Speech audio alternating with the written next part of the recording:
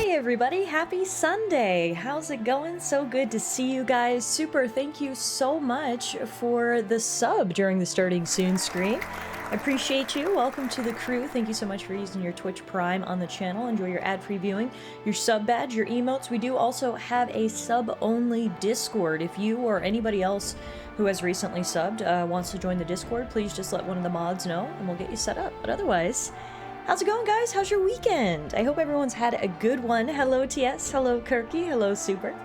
My weekend has been pretty chill, actually. On Friday, I met up with my friends for our monthly book club where we eat snacks and chat about books that we read. I think I mentioned this month... Oops. I was opening my tea, that was really loud.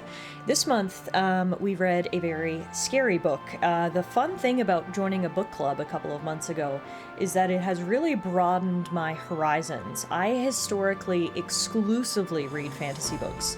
And so in this book club, every month we go around and everyone chooses a book, and so far we've read, a bit of a psychological thriller, we've read like a cozy sort of romance. Last month we read a horror, so it's like, I'm definitely expanding my horizons. Do I plan to read more horror in my own time? No, probably not, but it is nice to try new things, and yeah, so we had a book club on Friday. Yesterday was the coziest Saturday. We had thunderstorms and heavy rain all day, and me and Alana and Muffin literally just curled up on the couch, opened the windows, we could just hear the sounds of the thunder and the lightning and the rain, and we just watched movies, we played video games. It was like the coziest Saturday ever. And then today, here we are. I'm here with you guys, so it was a nice weekend. What have you guys been up to this weekend? My weekend has consisted of binging Diablo 3, says Kirky. Oh, that sounds fun. I played Diablo 3 back when it came out. I believe I played it on the Xbox 360. Was it in the Xbox 360 era? Or am I misremembering? I need to fact check myself now. Diablo 3, Xbox 360. It sure was. Wow, we are old, aren't we? we are really, really old. I assume the Xbox 360 version is no longer supported. I mean, I'm not sure what the current updates and level of support are for the game. I can only imagine whatever support the game receives no longer pertains to the Xbox 360 version, but yeah. Just wanted to age myself a little bit there, that I do remember playing Diablo 3 on the Xbox 360. The 360 is like 20 years old now. Shh. Shh. I'm allowed to age myself, you're not allowed to age me, Super. Just kidding. Yeah, it's crazy, man. Where does the time go, right? It was your birthday yesterday! Oh my goodness! Congratulations! Happy belated birthday to live and fight your sorrows. You had a super chill day with some good people. What more can you ask for, right? On your birthday. That's awesome! I'm not sure what happened to my previous message. I just wanted to say the book club sounds amazing. Yeah, we started it in April, I think. A lot of my friends, we all read. And honestly, we all kind of read different genres. Like one of my friends is super into horror, which is why we read this horror book. Another one of my friends is into like more non-fiction, historical stuff.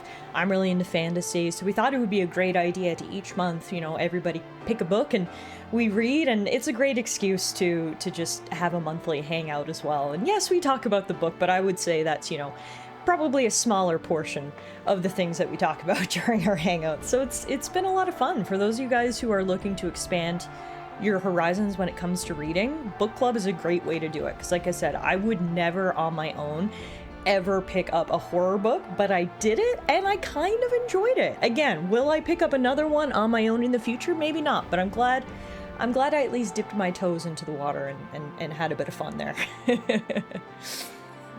Pros and booze sounds like a great weekend. I assume you had mimosas. Unfortunately, we didn't have mimosas this time.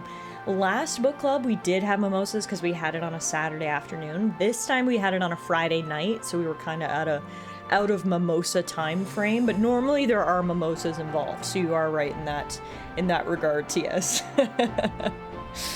My friend's first gen 360 is still running and connected to a giant CRT TV. No way, Meerkat. That's awesome. I actually still have my original Xbox 360. It's right here on the second shelf from the bottom. This is my Xbox 360 shelf. Got my Xbox 360 there, and my collection of games. I really would love to get a CRT TV and pull out some of these old consoles and get them hooked up and relive them, because there's something about experiencing old games on their actual console. Like, I bet if I had played Final Fantasy X on a PS2 connected to a CRT TV, I would have had an even better time. You know, there's something about experiencing things on their original platform, in their original medium, that just, it hits. I as you guys know, I actually recently picked up a Game Boy Color so I could play Pokemon Crystal. And again, there's something about playing it on that little tiny handheld with the shitty little screen, and it's just a nostalgia overload, basically. I'm sure if kids these days picked up a Game Boy Color, they wouldn't see the appeal, but nostalgia is a very powerful force, as you guys know, and there is something about pulling out your old consoles and playing them again that just, ooh, it hits different, right? Lost Odyssey is the only 360 game that matters, don't at me. I don't know if I know what Lost Odyssey is. Hi, MK. I'm heading to Google. Lost Odyssey. Oh! I vividly remember seeing this cover art. I did not play this game though, but it, like, as soon as I see the cover art here, I'm like, oh yes, okay, I remember seeing this, but I never played it myself. It's a role-playing video game developed by Mistwalker and Feel Plus and published by Microsoft Game Studios for the Xbox 360. It was released in 2007 in Japan and 2008 in Western territories. Right, because this is when Xbox was really trying to get a foothold in Japan and actually made some JRPGs. Because didn't they make another one? Was it called Blue Dragon? I think was another JRPG Xbox exclusive. I also don't think I played that one, but again, I remember seeing it. Yeah, man, can we get Microsoft to try to make some more JRPGs? Let's do it. It was basically Final Fantasy, but for Xbox. The only 360 game that was allowed to have multiple discs. Really? Huh. Today I learned. There's my fun fact for the day. I went out last night trying to spot shooting stars. The Perseid meteor shower is peeking around now.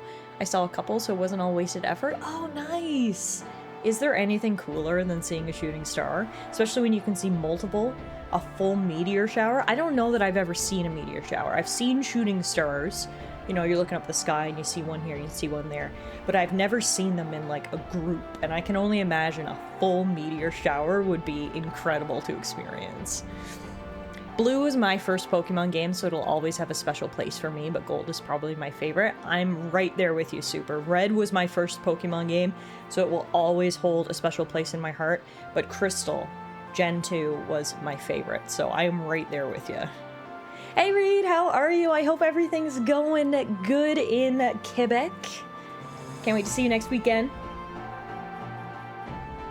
Crystal is goated. It really is. And like, you look back now and you're like, holy crap, for a game that came out in 2001, they packed so much content into the game. Like, the leap between Generation 1 and Generation 2 in Pokemon is absolutely unmatched.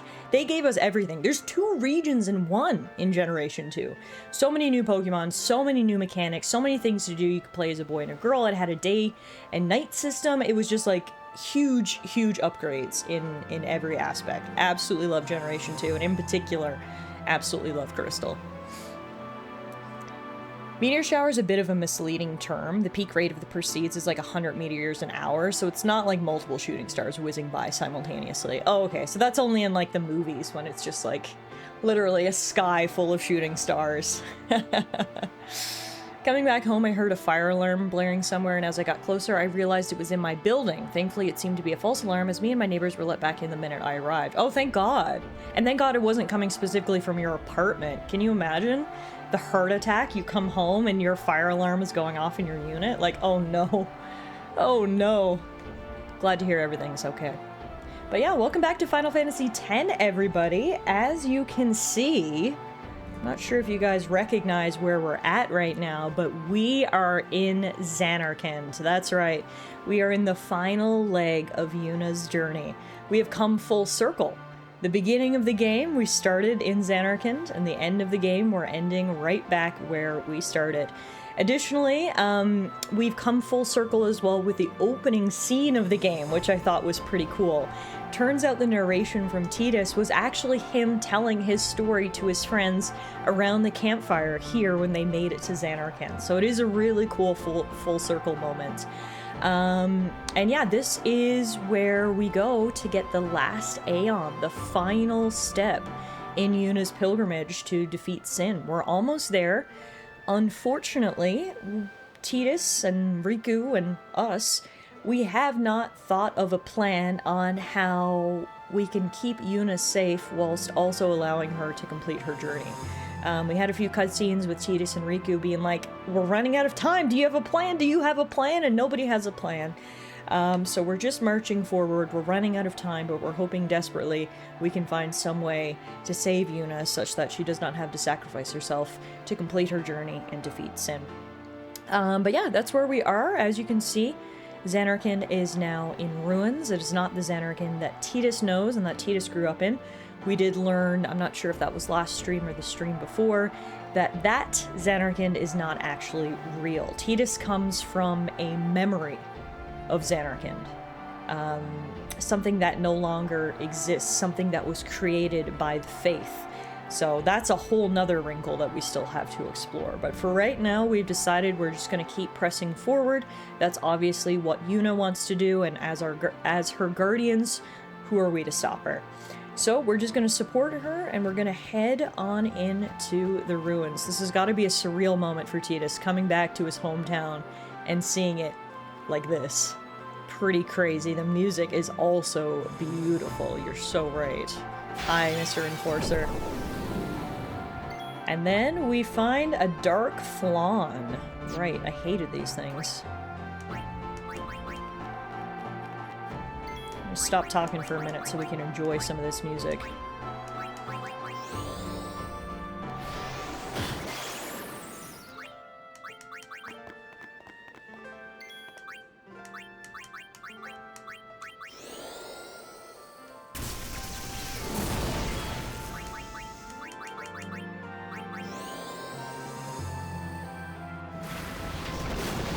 Absolutely gorgeous.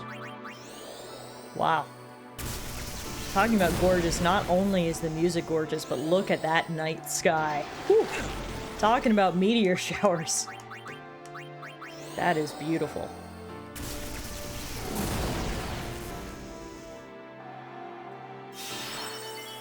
Luckily, the flan isn't nearly so difficult to fight once you figure out that you can get rid of its magic resistances, or lower them, I suppose. And then you just get Lulu and Yuna to hit it with everything they got. This is probably my favorite place to grind since the music never changes. Oh, that's a good point. If we do need to grind, this is a good place to do it, because we get to look at these beautiful visuals and listen to this beautiful music while we do it.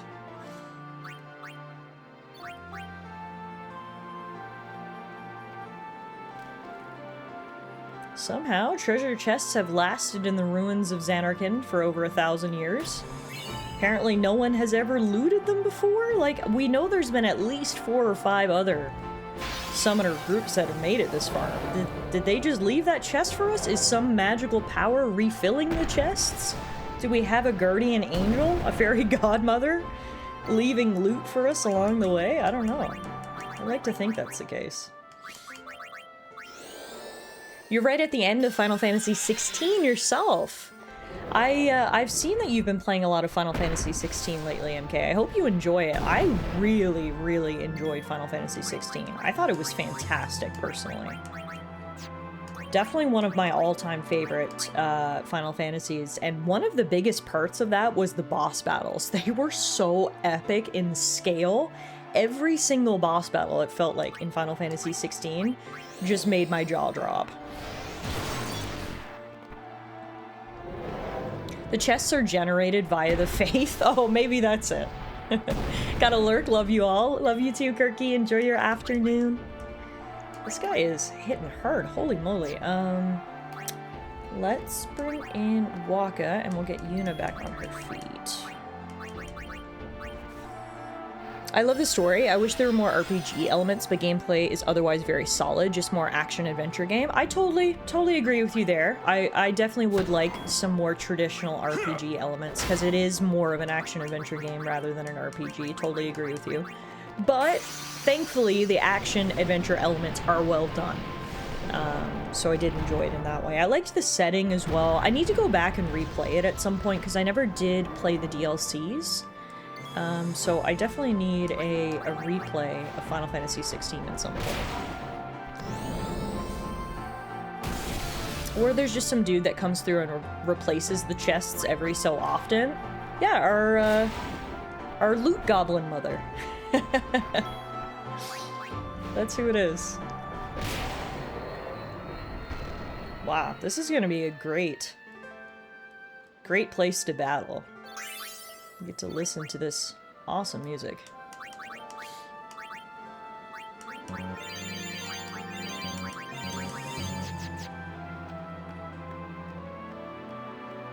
Luckily, the path seems pretty linear, so we shouldn't get very lost, although, whoa.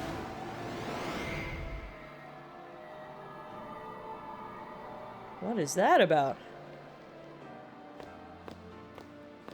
Looks like the far plane. Close enough.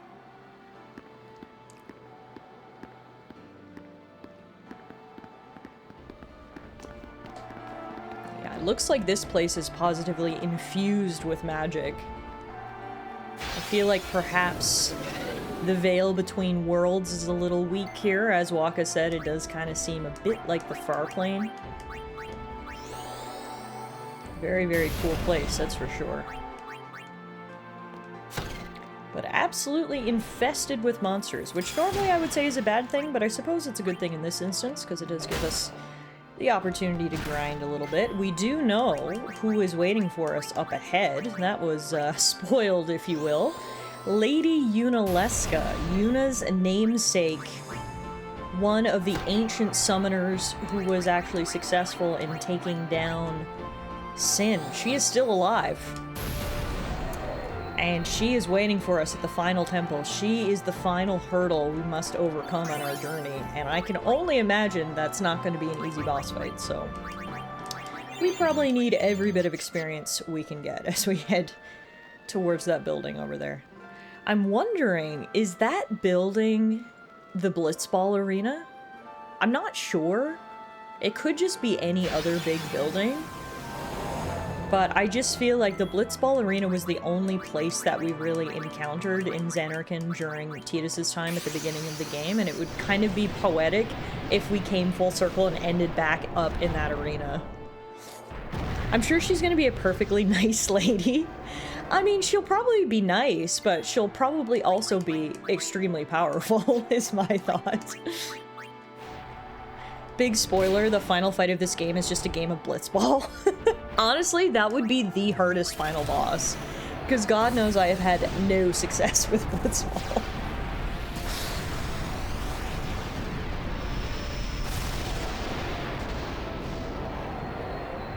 Damn.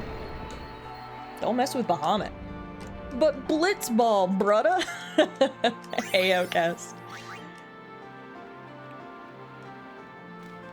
We got more loot up here on the left. Can't get to it though without fighting this thing first. We just get to listen to this beautiful music the whole way through. Love it. Man, I grinded Blitzball like crazy just to be #1. I love that. Yeah, I know a lot of people love Blitzball. I haven't played much of it. My first impressions weren't the best, and it led me to not being necessarily enthused to go play more, but I really do think we should at least go try a couple of matches before all is said and done here in our Final Fantasy X playthrough, because as we learned, I think it was the tutorial that was really holding me back during our initial Blitzball matches. For some reason, it was giving us terrible advice. So I'm gonna go in with manual control of the characters and see if I have a little bit more fun. I feel like we've got to at least give it one more go, you know? Yeah, lying ass game.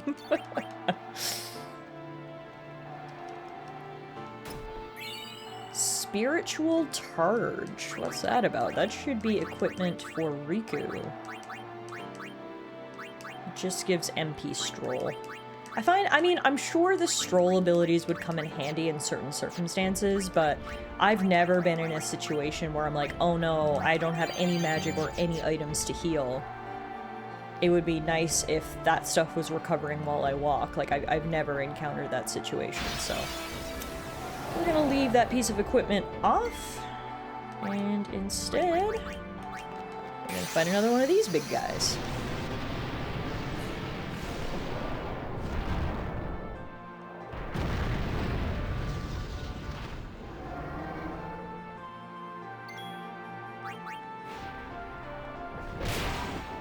God, this is the coziest. It's like giant monsters battling each other to the death with the absolute coziest music and background.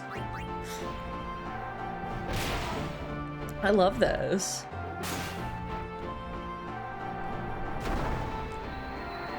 I replayed this game recently because of a video that made me die laughing, but the Blitz section, even with the Jecht shot, I wanted to rip my eyes out because the Aurochs suck. I was so frustrated the entire time, and then I was frustrated because I was like, isn't Tidus supposed to be this big shot blitzball player? Why does he suck too? And I was just so frustrated all around. That was a low point in my playthrough for sure, was the blitzball match in Luca, but... luckily, things were only up from there, and like I said, maybe I'll give Blitzball another shot as well. What's really sad is learning the name of this song, Someday This Dream Will End. It's gonna end with a happy ending though, right? Oh, it is the Blitzball Arena! Oh my god, I was just like guessing and fantasizing that it would be the Blitzball Arena. I had no idea. But it makes sense, right? This is where we literally started the game with that incredible opening scene. Holy crap. Playing Blitzball in that arena before Sin came, that was something else. And again, we're back where it all started. This journey has come full circle. Amazing. All right, let's save our game. Hey, Bronny. Nope, we're just making our way through Zanarkand. You arrived just at the right time. Journeyer of the long road, name yourself. I am the summoner Yuna. I have come from the island of Besaid. Your eyes, my dear, show me the long road you have traveled. Very good. You have journeyed well. Lady Yunalesca will surely welcome your arrival. Go to her now, and bring your guardians with you. Go. Yes. Well, at least the doorman was nice and pleasant, but it doesn't look like he's very corporeal. And now the music's getting a little bit more intense. Here we go.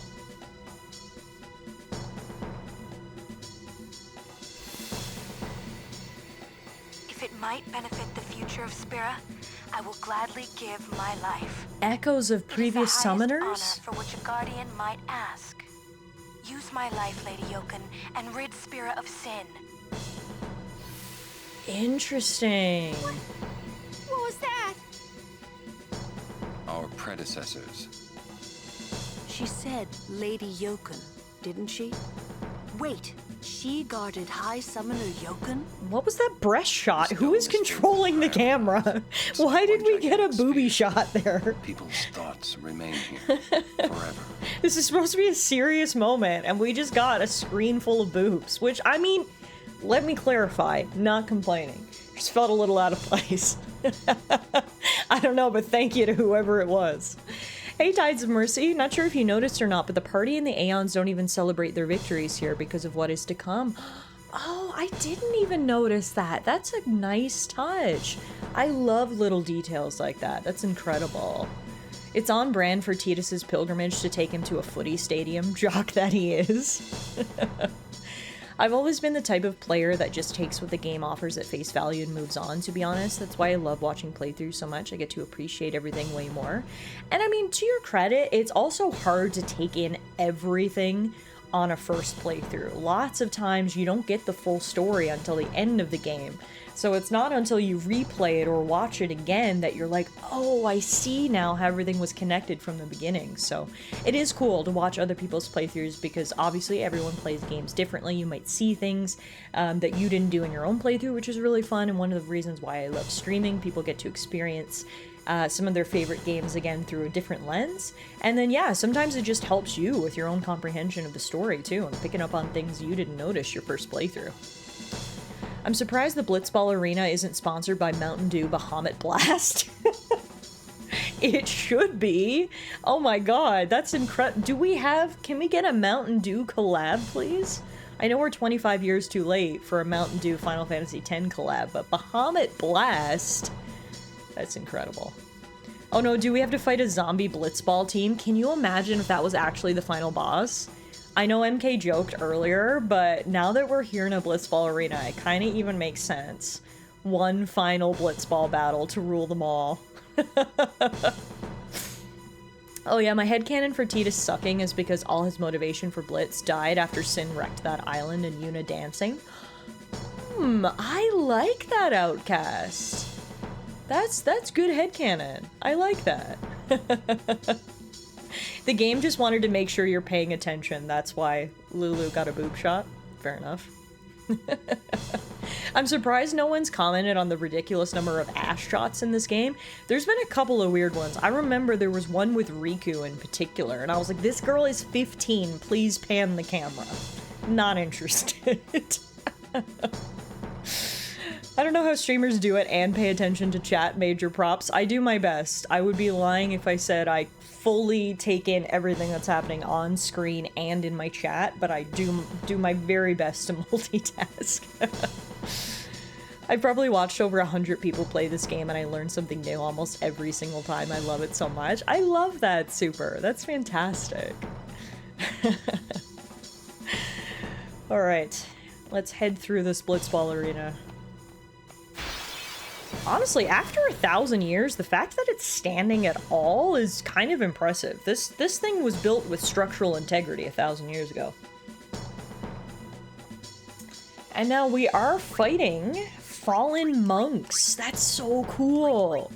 We're literally fighting the ghosts of the summoners and their guardians who came before us.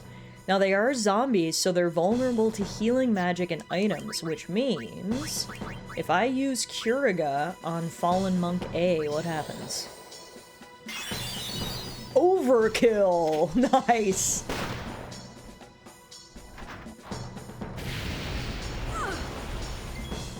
Okay. What about just regular attacks? Do they do anything? Oh yeah, they still do stuff. Okay. Noted. To be fair, there's Roman ruins still standing IRL, and those are older than 1,000 years. Touché. Touché. Oops, I accidentally healed myself. I meant to heal him. Excuse me, the enemy. And oh no, Yuna was zombified, so healing her actually killed her. That was a double oh no moment. My bad. Did you use a Phoenix Down on that sewer undead boss? No, I didn't at the time because it didn't click to me.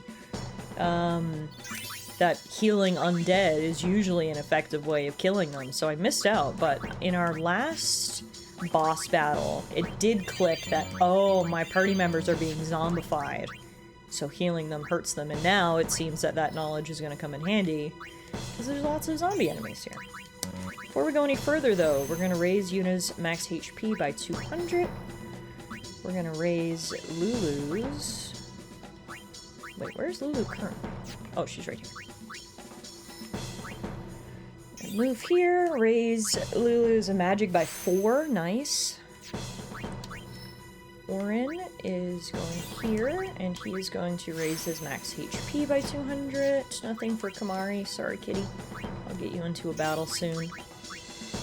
Defense plus 4 for Waka, and that's it. Oh, I did? I used a Phoenix Down at the end. Oh, gosh. Don't even remember. There's been so many boss fights now. They're all sort of blending together a little bit. But no, yes, you're right. You're right, I did. It was at the very end. Ooh.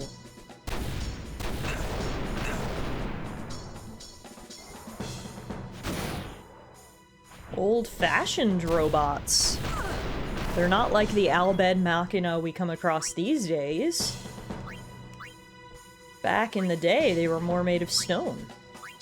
We got the YAT-97 and the YKT-11s. Luckily, Yuna's got her Grand Summon Overdrive, so let's bring in Bahamut.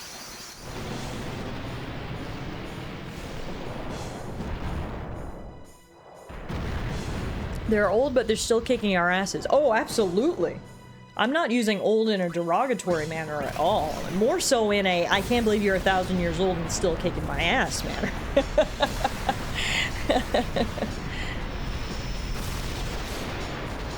But hopefully, yeah, this will do the trick. 1 Mega Flare. No wonder they're forbidden. True. I love how Lulu does like a supermodel arms behind the head pose when she casts magic. Oh, hell yeah. Lulu's always working her best angle, and that's why I appreciate her. Oh, dang. That's a big one. This is a Defender Z. It says Mental Break works well. Alright, well, before we do any of that, though, we gotta do some healing. And then, luckily I do have Mental Break. There we go. And then we'll get Lulu to do a Water Gut Overdrive.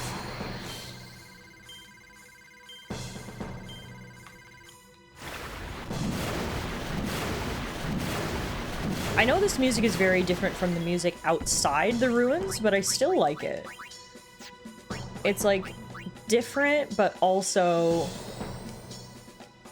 it's just I don't even have the words to describe it. It just makes you feel like you're in an important moment. Like it's all coming down to this. Everybody else is quiet. All you can hear is the drums. It just really fits the scenario. Yeah, it's dramatic. It's tense more than emotional. Exactly. Thank you. Thank you for helping me with my words when I couldn't find them. Now, this thing is pretty crazy. Let's bring in a summon of our own.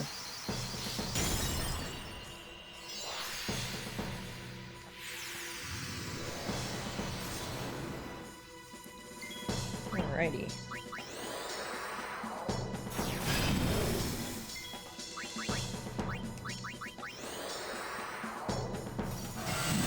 Nice. Yeah, using Mental Break on it was clearly a good move because magic does decent damage. The unfortunate part is that guy also hits like a truck, so slow and steady.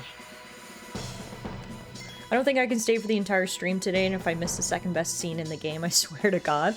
Luckily, we have the VODs available, and I try to upload the VODs on YouTube within a few days as well, so hopefully you'll be able to get caught up.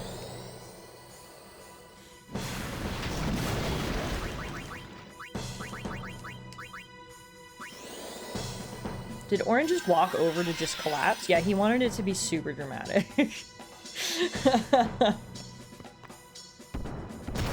He said, if I'm going down, I'm going down in a dramatic fashion.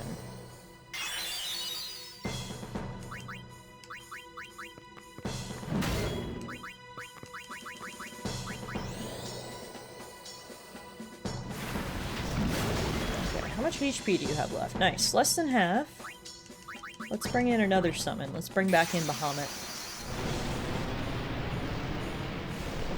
Bahamut has definitely ended up becoming my favorite Aeon. This guy is strong. Alright, let's try casting some Ga spells.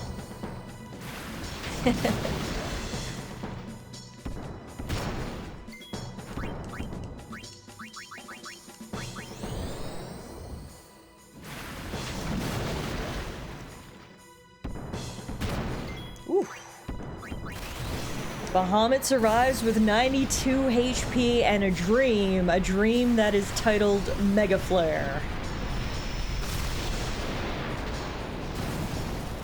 Hell yeah.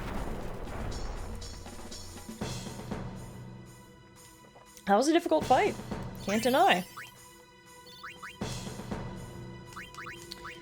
Alright, let's make sure everyone's HP is topped up, and now I see loot. What did we get? 10,000 gil! Hell yeah! Love being well rewarded for going out of my way. Oh dang, another one of these? Okay, alright, how are we gonna do this? We are going to cast...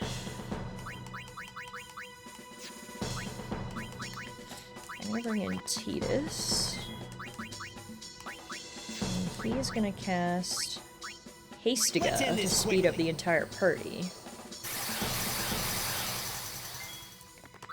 Then we do Mental Break.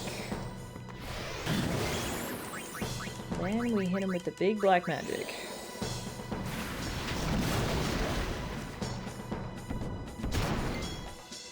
Whew, Lulu hanging on with 6 HP in a dream. You love to see it. Alright, and then what if so I haste us and then I slow him. Oh, he's immune. Dang it. Here I thought I had the perfect strategy. Alright.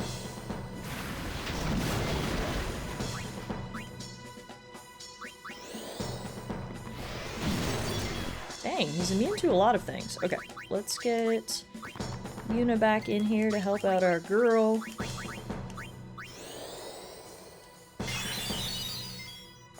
Six HP. Lulu has about 1 non-broken rib left. Yeah, I feel bad for her. My god. She was barely hanging on.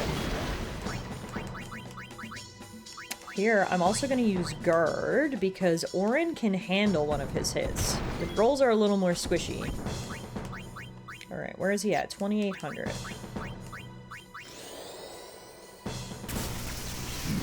Oof, man. Yuna has gotten strong, hasn't she? I feel like Lulu was always our strongest magic caster, and I think the baton has been passed now. It has been passed to Yuna. She hits hard. It's the power of her cleavage keeping her alive. Oh, man.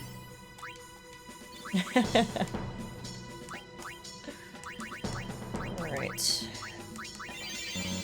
Cure everyone, keep moving. Lots of enemies around here. Holy moly. Alright. Oh, I forgot Bahamut only has 92 HP in a dream. Well, he'll get 1 attack off.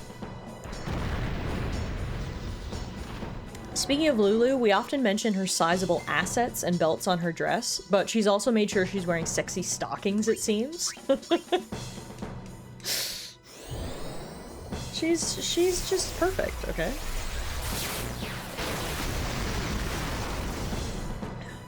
About Yuna being stronger, it's because Yuna has more magic increasing nodes, because Cure is based on how massive your MP is. Okay.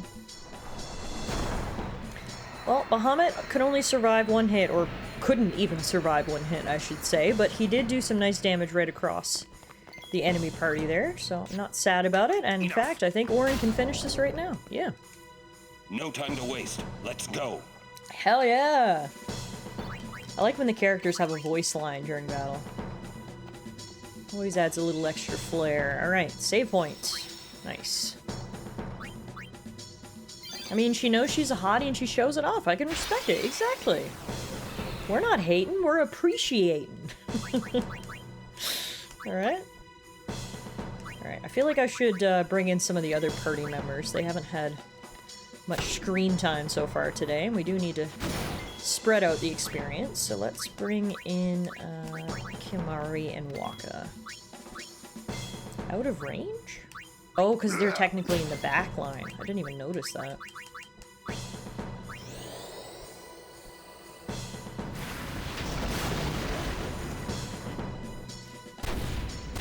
So I grinded Blitz to where I got Teleport and Friend Spheres, so I got Lulu to 2nd tier Black Magic, then used the Friend Spheres to give Yuna Black Magic early. Ooh, that must have made a big difference. Now I'm mad. If Yuna was hitting that hard at the beginning of the game, I mean, not that I necessarily struggled at the beginning of the game, but it certainly would have helped.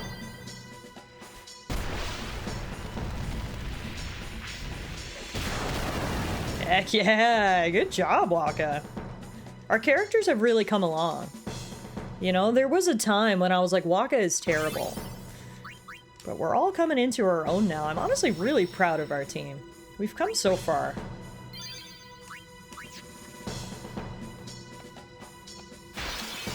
Looks like we've got a little ghosty up here.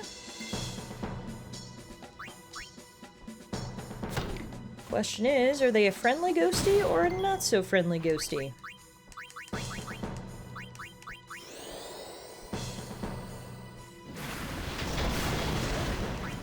We do have Ronzo Rage. Let's do Fire Breath for that.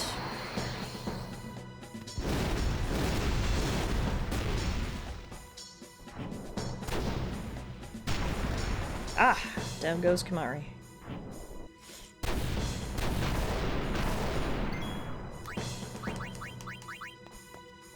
Yuna, get our favorite kitty cat back on his feet.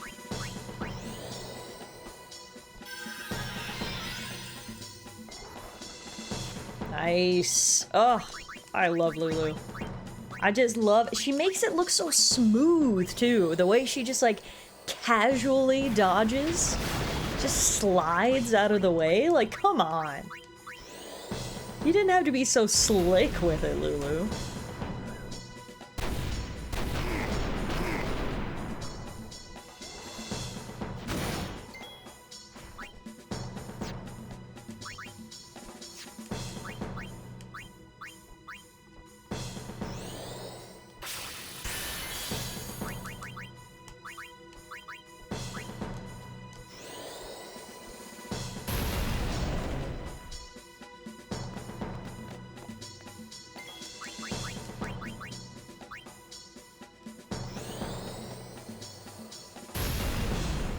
They go.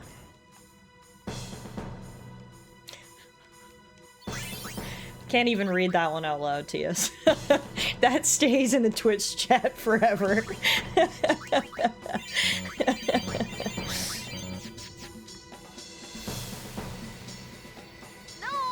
Mother, no! I don't want you to become a fame! There is no other way. Use me and defeat sin. Only then will the people accept you. I don't care about them! I need you, Mother! No one else! I don't have much time left. Hey, wasn't that... Seymour? What? Okay, that was unexpected. Why are we seeing echoes of Seymour here in Xanarkand? And what was that about his mother sacrificing herself? Huh. That was an interesting little scene. I hope it's not going to try to make me feel bad for Seymour. That guy has gone past the point of redemption. Like, I'm sorry you had a tough time growing up and your mom died, but you're pure evil. Let's be real here, okay?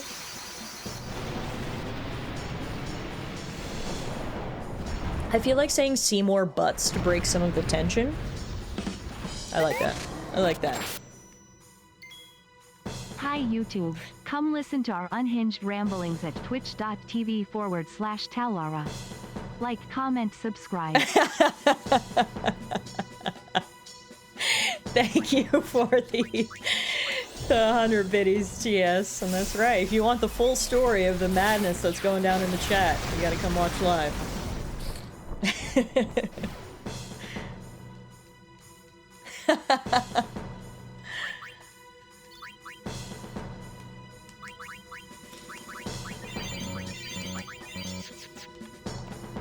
I did see loot down here. What do we got? A friend sphere. This is what someone was talking about earlier, right? The friend sphere? I think this might be the first one we've ever gotten. Changes current location on sphere grid. Oh, so you can just teleport someone. Gotcha. Similar to the return sphere, I guess. Oh no. We were ambushed by this dude, but Lulu said, I don't care. Steps out of way. Why is she an absolute icon? Ugh. I am a Lulu stan for now and forever, okay? Let me just make that abundantly clear.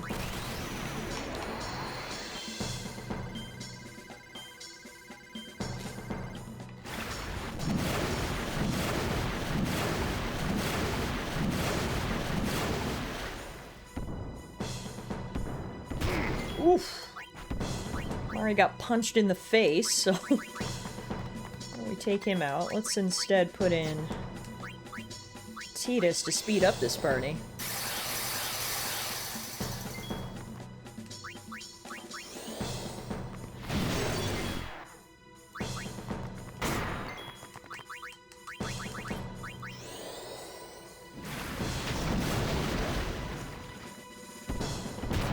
Okay, I have to say it. Why does the statue have such a large, dangly member? And Noella has entered the chat, ladies and gentlemen.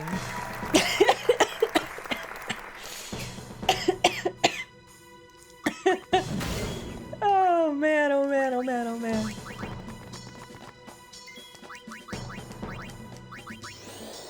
It's just staring at me.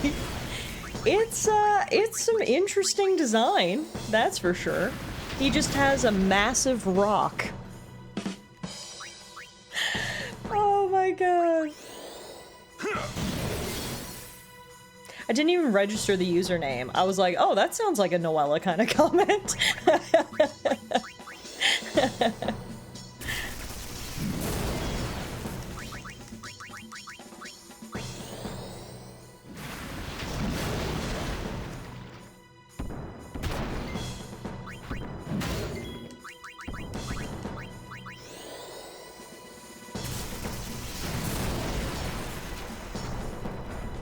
Down he goes. Oops. Alright, we're getting some decent level ups here. We should actually take a minute now. Well, first of all, we need to heal. Then let's take a minute to level up as well.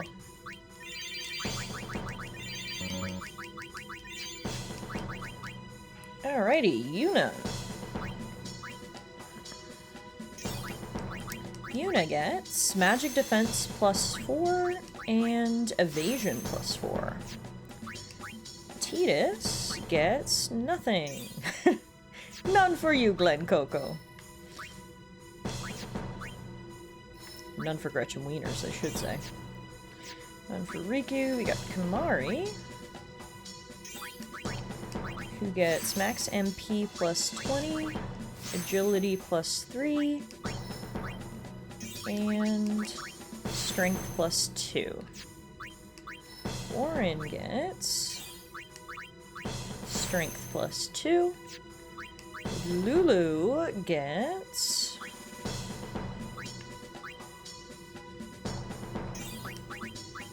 max HP +200 and magic +2 and magic defense +4. Nice. Alright, good level ups all around.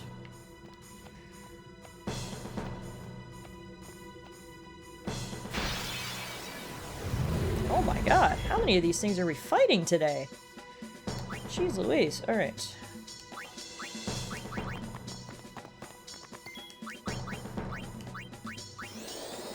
Seems like I've devised a somewhat good strategy to fight them at least, so...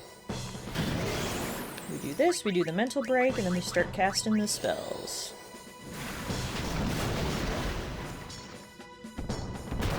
Oh! 74 HP! Hang on, girl, hang on!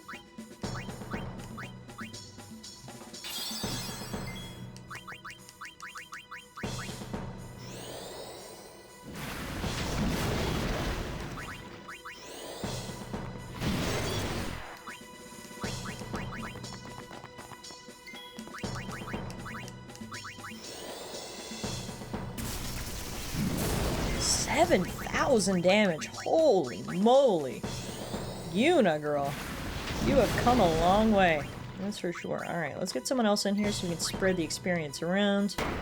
Waka Waka does absolutely nothing. Rograt's bringing him in. Oh, speaking of people coming in, hi Muffin! Oof.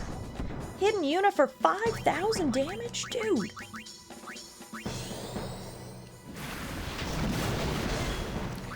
Okay, let's bring in Kamari to be our healer.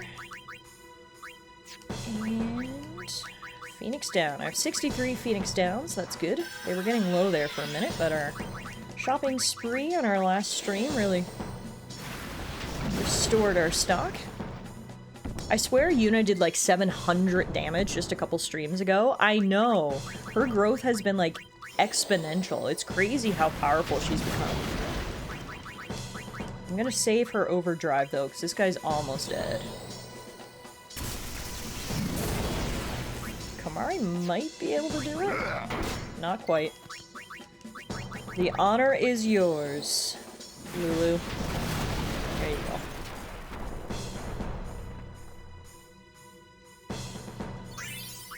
Nice. Got some good experience across the board there, though, because I did get a lot of people involved in that battle. And now we keep moving. Ooh. Oh! Wait a minute, did you see who that was? Hey, Braska. You don't have to do this. Thank you for your concern. Fine, I said my piece. Well, I haven't. Lord Braska, let us go back. I don't want to see you die. You knew this was to happen, my friend. Yes, but I cannot accept it. Orin, I am honored that you care for me so. But I have come to kill grief itself. I will defeat sin and lift the veil of sorrow covering Spira. Please understand, Orin.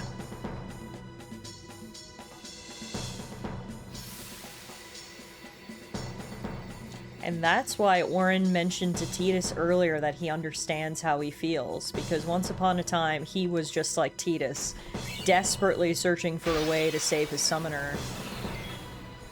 Why do the cutscenes speaking like we're on 1990s dial-up? Yeah, I think they're trying to do like this is a, you know, a flashback, and so we're gonna differentiate that with the visuals looking ghostly and the dialogue sounding like we're on dial-up internet, but it is interesting.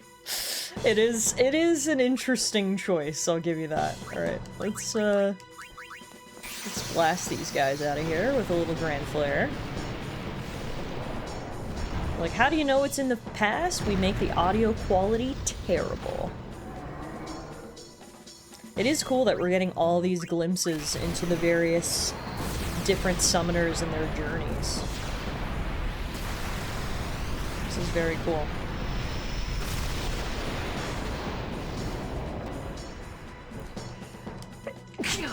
Oh, excuse me. Thank you.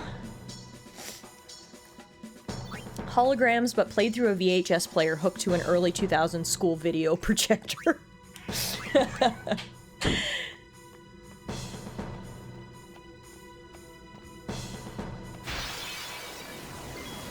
Alright, we got some more ghosts. We know what to do with those. Curiga. Not on myself, though. On you. I hate that when they shoot me, they turn me into a zombie. Luckily, burning doesn't seem to have the same effect.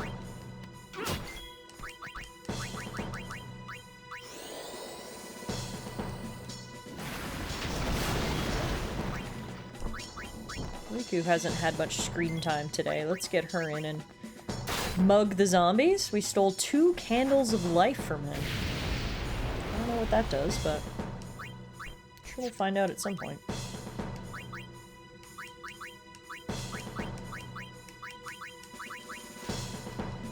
Chat old enough to remember VHS?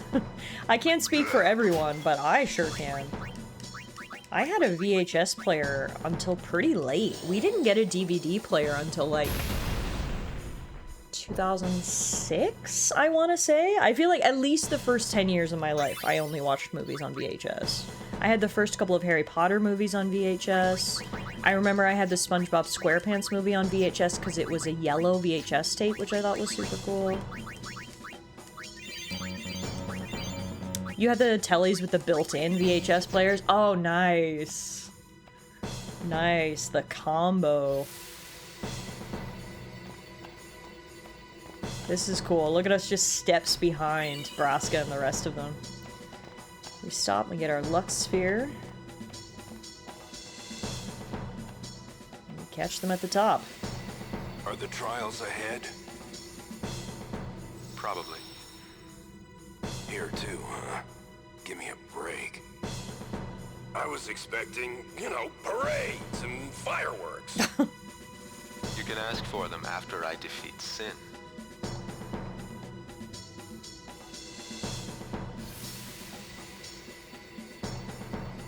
I loved the different colored ones. I had an orange Nickelodeon one, a green TMNT one, probably others that I don't remember. Yeah, the colored VHSs were so cool. It was such a nice touch. Jecht's ego could rebuild Xanarkand. I'm wondering, is this the end? This feels like the end. Does that mean Lady Unalesca's waiting for us? I'm like kind of worried. Okay, if that's the case, we should probably put in like our best party. I mean, I don't know what the best combination is to fight her, but I'm sure we'll find out soon enough. Okay, this is the temple. Oh, wait a minute. Do I have to solve some sort of terrible temple puzzles before I can fight Lady Unalesca? Great. Oh, okay, this one makes sense. It's Tetris.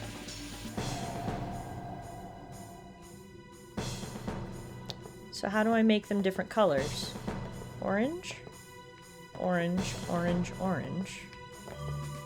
Oh. No, wait, that's not what I...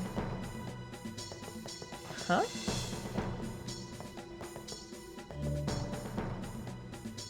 What? Okay. So I need to figure out what does what. So yellow needs to go here. And then blue needs to go there, which is right. And then orange needs to go over here, which is not right. Okay. No, that is right.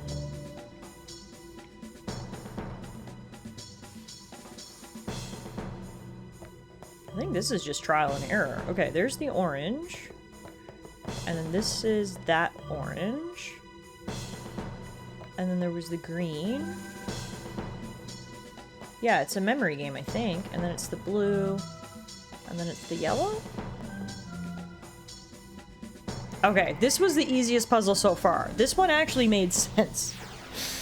It took like 35 hours and however many temples, but they're finally giving me puzzles that make some sense, so good. Don't worry, it gets harder. Oh, okay, I'm speaking too soon. I'll just shut up now. Hey, Gorgason, how are you? Hey, Raven. Okay, now the question is, what do we do with these things? Oh. Oh.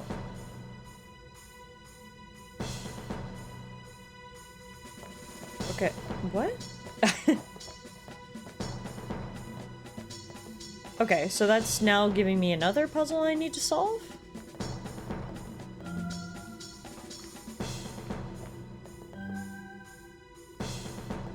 Yeah, I might have spoke too soon.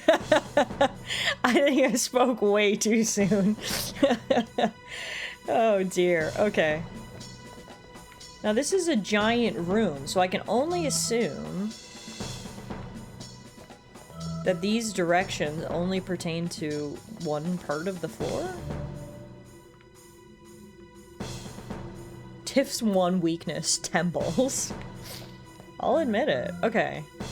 No, I think it's literally just a memory game, and I need to remember where everything is. So the blue thingies that we need are here. And then we need 2 greens and a red.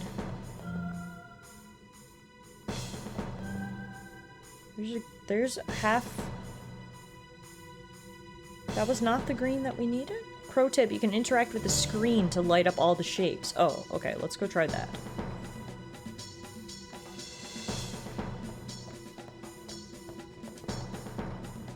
Ah.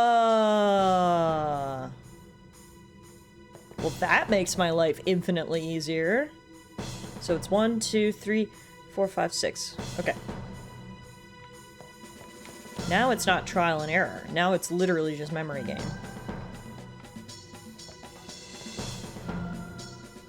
Why would the game not tell you that? Yeah, right?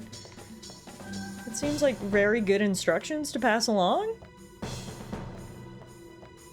Is this the first temple with a clear, straightforward objective? Seems so. They're still being obtuse about the obstructions, but with a little guidance from my chat, things are a lot better. Wow. And here I thought you just had to trial and error it. Thank you, Super. Okay, I see. So then that lights up 1. So now we just need to do that 5 more times, I think.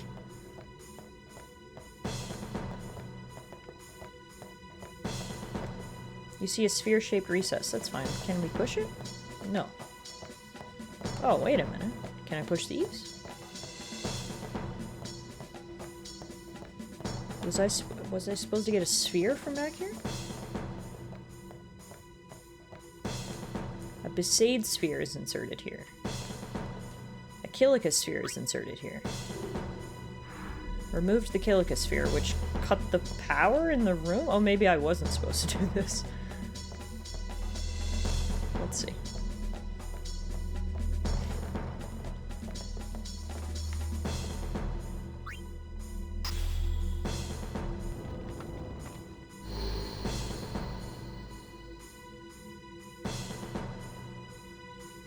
Okay. Yeah, I think I get it. The issue is, I guess, is now we have to do it in the dark?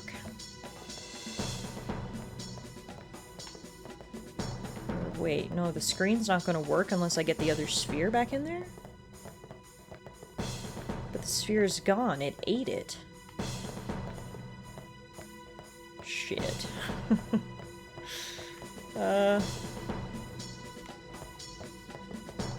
Oh, I can push this one.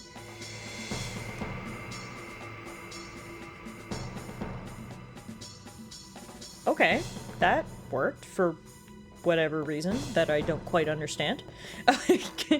Got it. As long as it's giving me puzzles. Okay, 1, 2, 3. Oh shit. Okay. It's this one. And then it's this one. Oh no. And then it's this one? Yeah. And then it's... I don't know which one it was here. One of these two. It was definitely this one. And then it was... this one and this one? No.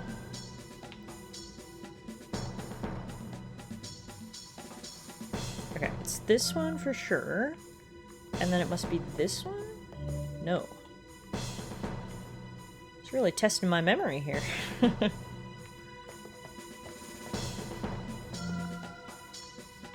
This one. This one. This one. Fuck. That one. Okay. Gonna be a little trial and error here, but at least I understand what the objective is, which is a long ways from those early temples when I had no clue what they wanted from me. Okay, and then it was... was it this one? Yeah. No! Dang it!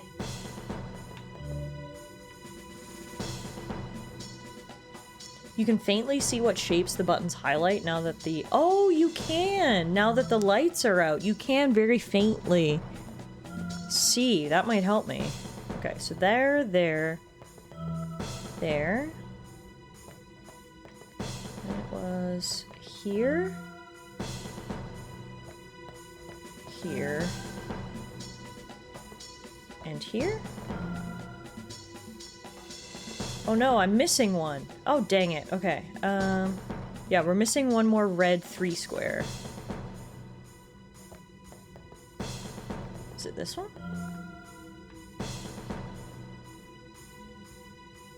No, that was wrong. That 1, 2, 3, 1, 2, 3. Oh, no, I had the wrong red one was my problem. It wasn't the one down in the corner. That was my problem. It's this one right here. then it's this one. And then it's this one.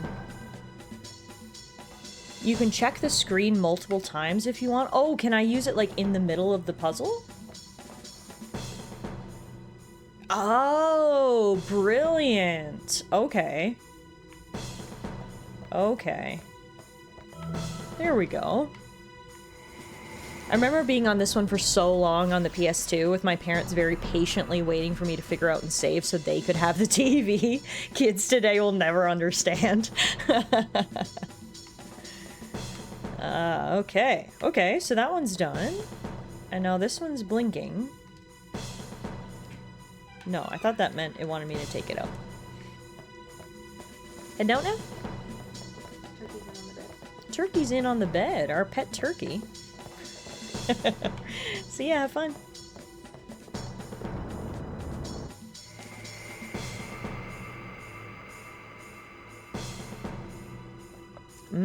They're getting bigger and bigger.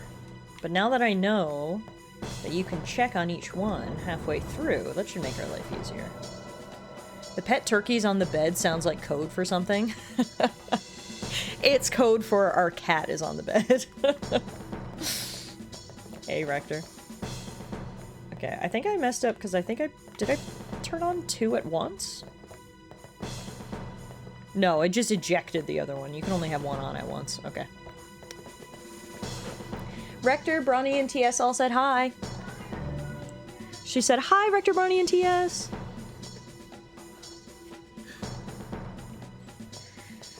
The slander of calling Princess Muffin a turkey.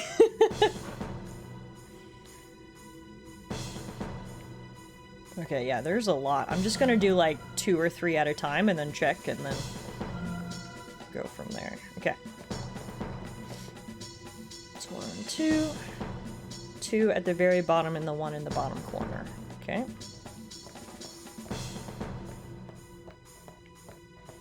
You. And you. And you. Okay, let's go check again. Do. Top right corner and right on the bottom of that red. Top right corner. Right on the bottom.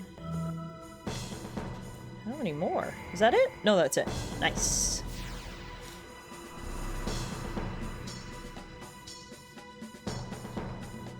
Alright, we're getting there, folks. So now those are all done. Now we can do this one.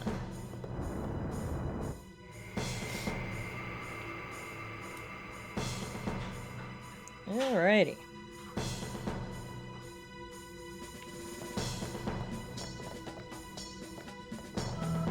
Oops, I didn't even mean to step on that, but apparently that was one of the right ones, so that works out.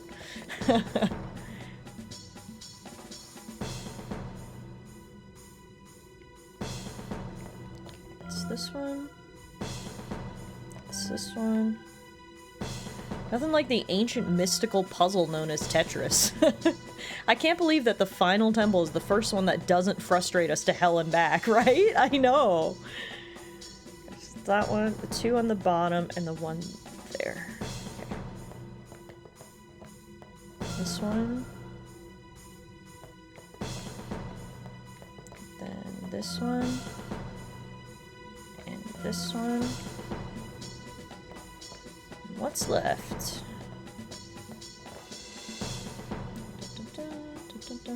One on the very bottom, and one over on the left side. Just gonna make sure I don't inadvertently step on any buttons at this point. That's kind of the biggest challenge. Oh shit, which one was it? Was it this one or that one? I gotta go double check. Which one is it? One on the left on the bottom. Okay.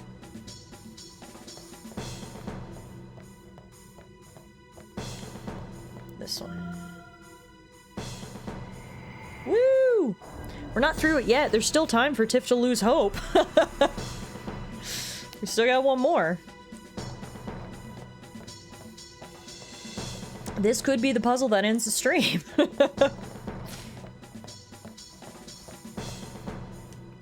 Why are you not pushing?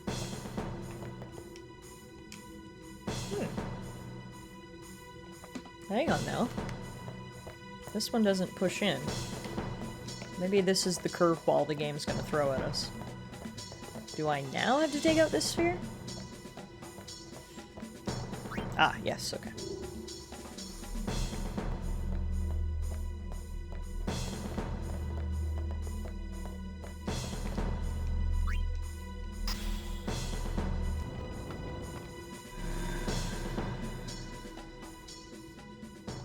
Okay, we're done?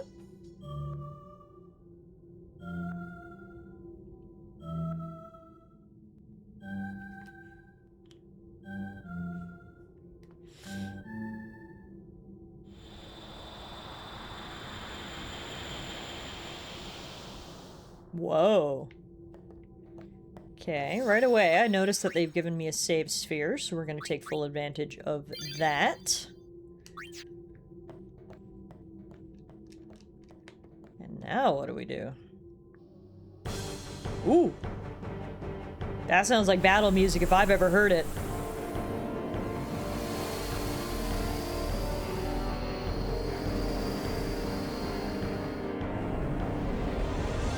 Ooh, dang!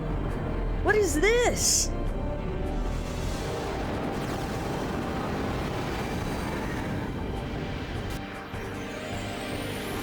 Some sort of flying crab monster? Spectral Keeper. 52,000 HP. The Mosquito Dragon. Trigger command move to get out of the way. Oh, hang on, let's start over. Attacks all frontal targets when hit. Use trigger command move to get out of the way. Oh, so we want to reposition our characters so that we're not in front of him. Okay. Interesting.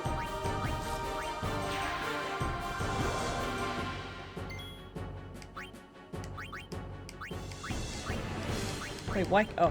I was gonna say, wait a minute, why can't I get back there? But I can't. Okay, and now... What are you weak to, I wonder? I don't know. Let's try Thundergut. So we're literally gonna run circles around him? I guess so. The worst part is that's gonna make us use up a lot of our moves. Moving, ironically, to different spots. Now, what the hell's wrong with Yuna? What was that? What's wrong with her? Berserk. Does Remedy cure Berserk? I don't know what Berserk is. I assume Berserk's gonna make her attack the boss, which is not what we want. Let's see if a Remedy will cure.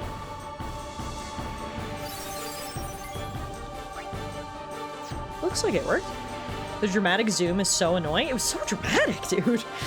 So dramatic. Okay, so we want to move Yuna before we attack him. So if that's the case, let's bring in someone who can just buff. Or wait, is this considered in front of him? I think it might be. It's hard to tell. I think those three... The circles that Yuna and Tidus and then the one to the right of them are the ones that are considered in front of him, so if that's the case, actually we need to move. It's not the easiest camera angle. But yes, I think what they were trying to do there is they gave Yuna Berserk such that she would attack him and then get hit herself, I think, is what the boss was trying to do. We need to haste on our party so we can get more moves, for sure. Because right now, we just, yeah.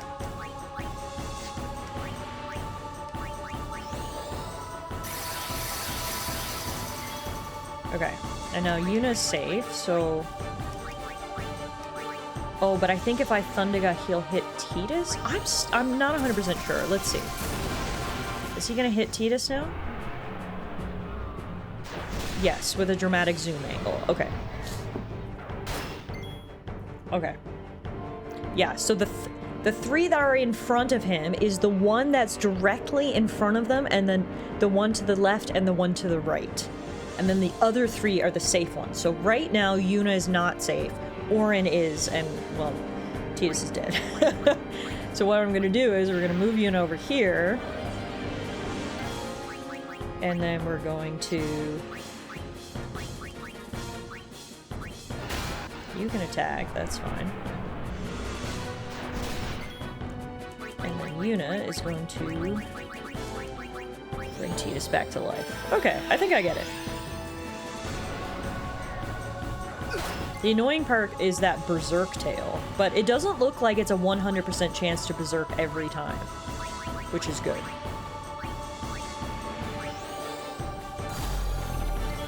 Ah, he is immune to slowdowns, though.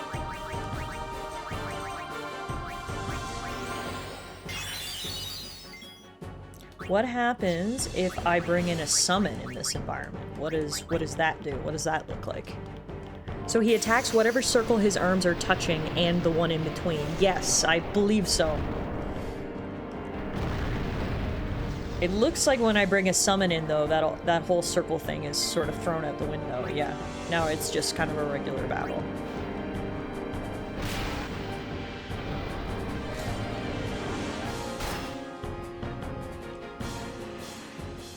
This is new. What's a glyph mine? I don't know, but the boss is about to get 3 attacks in a row, so presumably I'm gonna die. So let's hit with our biggest attack before we go.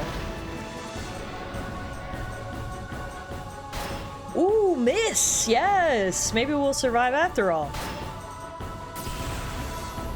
Or not. The glyph mine took me out. Dang it. Oh well, at least we got a couple hits in. Now we're back to our circle bullshit. Okay, back on our bullshit. Tidus, I need you to move over here. Do you have just regular slow with Tidus? I do. I have both slow and slowga, or whatever the next level is. I'm gonna switch out Orin and bring in Kamari because I want to scan this guy.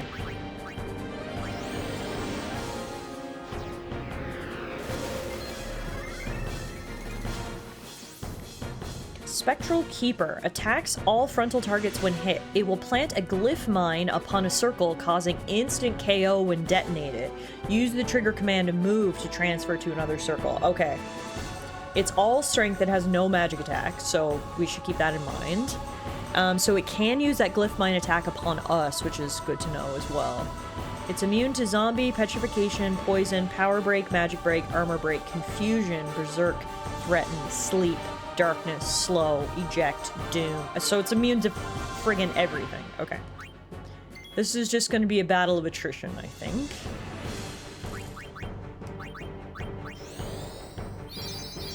Seems to me a lot of bosses in this game have ways to make sure you don't use your summons. Oh, absolutely. He said you're not getting away that easily.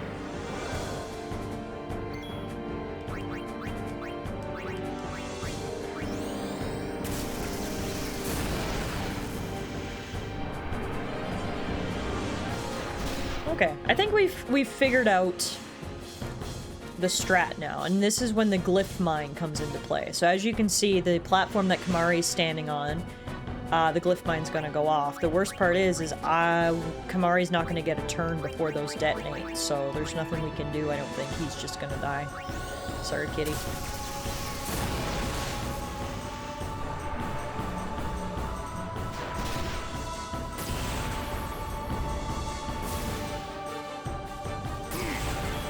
Oh my god, he didn't just die. He was like blasted up. Team Rocket's blasting off again. Jeez Louise. Poor kitty. That was bananas. Alright, let's bring in Riku. And we will move her back here. I'm hoping she'll be able to heal on her next turn. To move you here. Move her Yuna's gonna heal herself.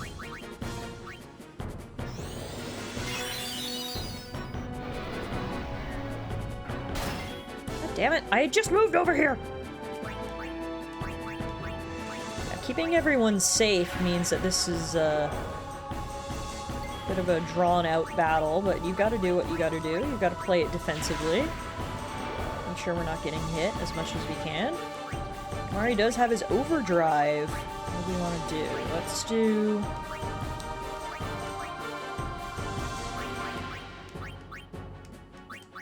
seed cannon. Play it rather safe. Oh, wow. Very safe. That barely did any damage. Okay.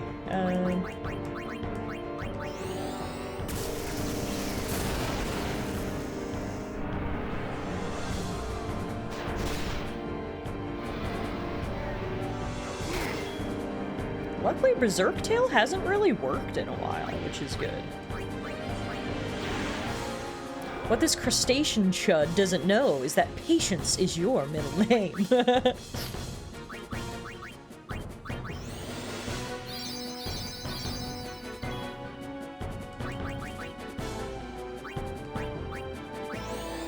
You have 900 Koroks as proof, and next year, 1,000 more! Alright, Riku did get the Berserk status, which means she is gonna attack him, which means he is gonna retaliate, which sucks. Okay, we need to move you. Then we need to heal. Get you out of there. Get Lulu in. Lulu can Fury. This is the fight where I learned about Lulu's backhand animation.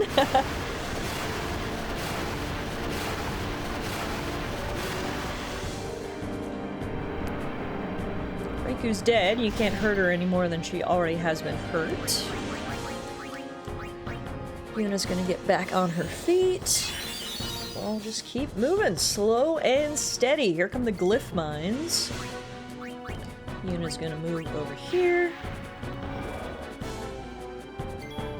Yuna's going to get Riku back on her feet.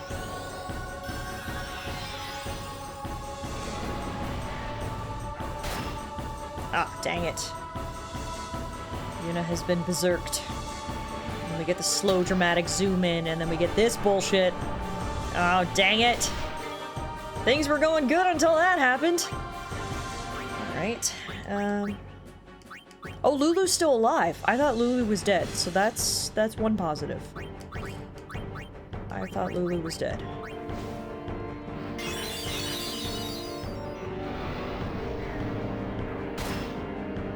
Yeah, that Berserk is, that's what'll kill you. If you can manage the Berserk, you'll be okay, is kind of what I've deduced here so far.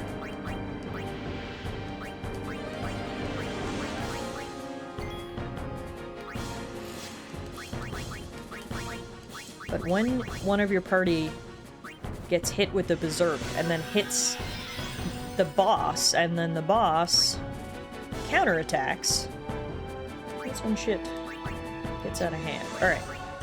Time to mix up 2 grenades. The second positive is that Yuna's no longer Berserk. Good point. Also, hi Longdy, how are you? Happy Sunday, welcome to the boss fight. Riku has become the sacrificial lamb. Oof. Nice, counterattack, Waka! Alright, let's move you out of the way. And then let's go Grand Summon. Oh, dang it, Bahamut's dead, I forgot. Alright, who should we bring in then? Let's bring in Grand Summon Shiva. Yeah, Berserk begets defeat. I couldn't have said it better myself. I didn't notice how much HP this boss has left. He's got to be getting down there, right? Can't see now, but... let's hope Diamond Dust does a good chunk. That wish was granted. 9999. And a miss on the counterattack. That glyph mine, though, is an insta-kill, unfortunately. But at least Shiva came in, fucked shit up before she left. Atta girl. Can't sneeze at 10k free damage. That's 1/5 of his max, if nothing else. Yeah, true. No matter how much he has left. Let's see. He's got 12,000 HP left. Okay. I need to get Titus back in here, and he's got to make us move a little bit faster. Yuna has got to move out of the way.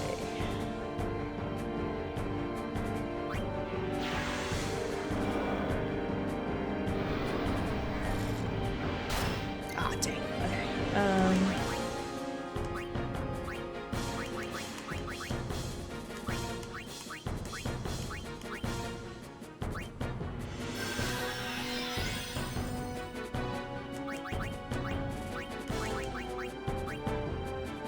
Everyone back up. Dramatic pause. Oh, it's because Riku was getting back on her feet. There we go. Okay, now we're in a better spot. Now we're in a better spot. Let's move everyone out of the way. Everyone's back on their feet, which is the most important thing. Move you out of the way.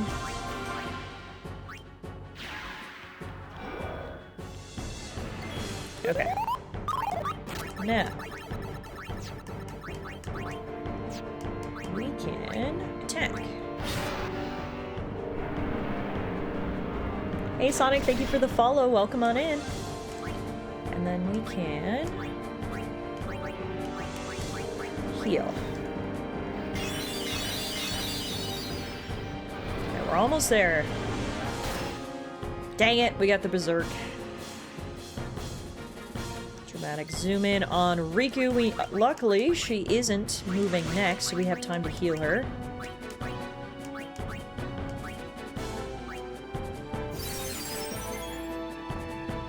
Wait, that didn't... Did that not work?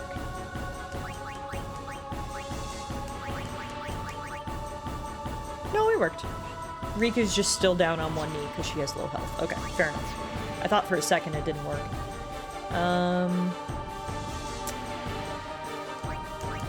Let's bring in another summon now, I think. Ifrit, you're up. You haven't played this for a while? This is my first ever playthrough of the game. 25 years late, but better late than never. The game really holds up, and I'm really enjoying it so far. The bosses, especially in the back half of the game, have been very strategic. It has not been about brute strength at all. It has 100% been about strategy, which is kind of fun.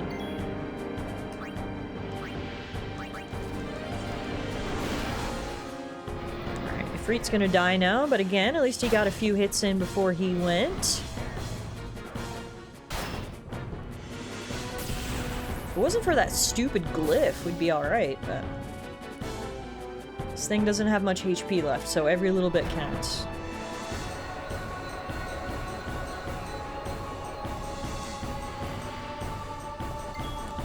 Alright. Speaking of, how much does he have? 8,400.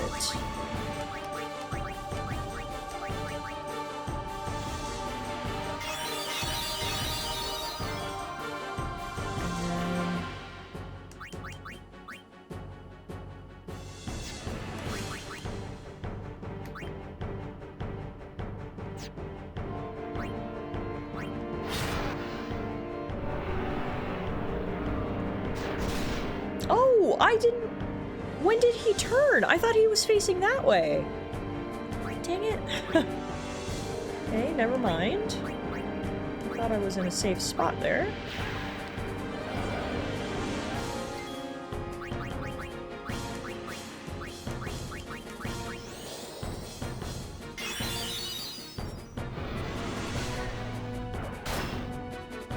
Ah, Titus got berserked.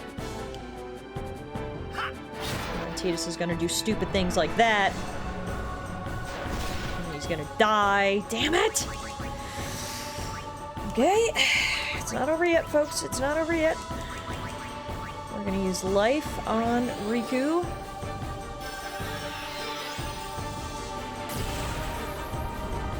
Lines go off, no big deal. No one's standing on the spots.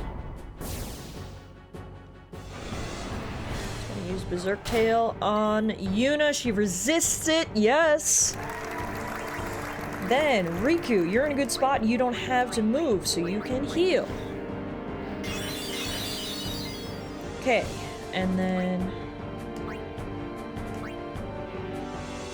I'm actually gonna keep Yuna where she is. And I'm gonna get Tidus back on his feet, because Tidus has his overdrive ready, so I want to get that off. I'm gonna use Berserk Tail on Riku. It does hit. Damn it, Riku. Don't hit him. Ah! Luckily, Riku is the only one who had to suffer the consequences of that, so both Yuna and Tidus are in a decent position. We're going to use Thundaga. 2800. No response. Well, there is, but, you know, Riku's already dead. He's got 3600 HP left. Can you finish him, Tidus?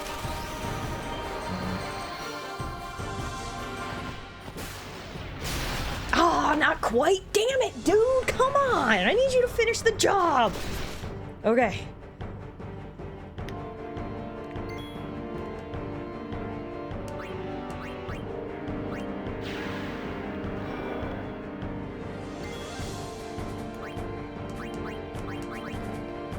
Orin, can you finish the job? 1800? I don't know if that's big. We'll try. 1200!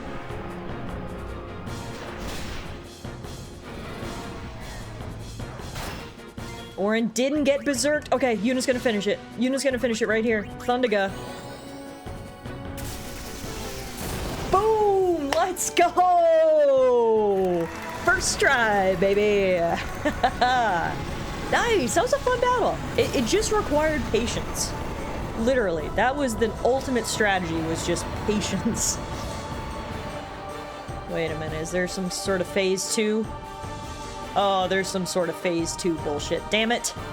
I think I celebrated too soon. Or not?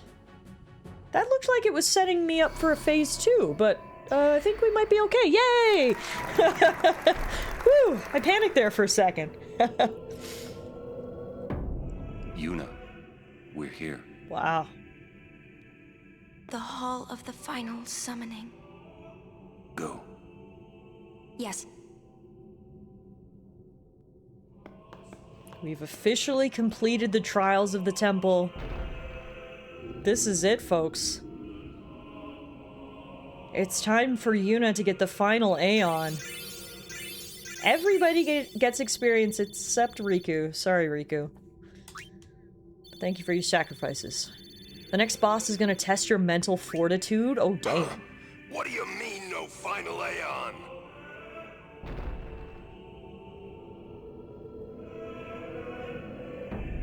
Sir Orin! Everyone!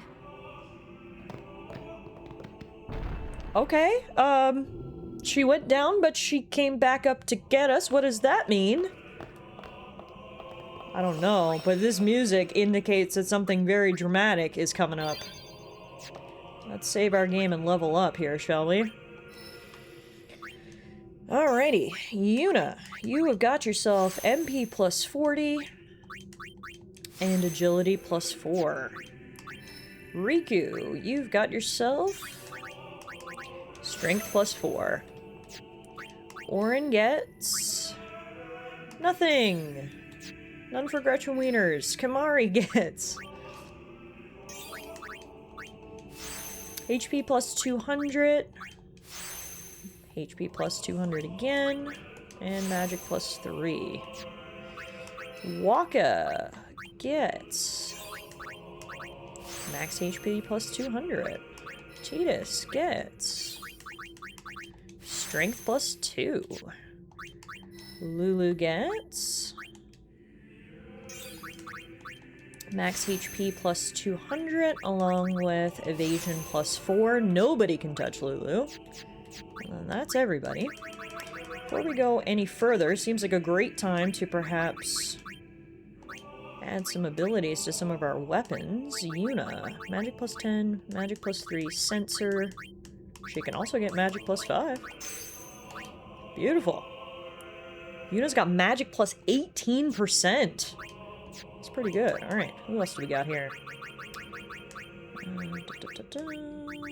want to go for people's weapons if I can, so let's see what everyone has equipped. I should actually double check everybody's equipment, make sure they've got the best stuff equipped. Shimmering Blade. Night Lance. The Rebel Lance is nice because it gives counterattack, and I do like counterattack.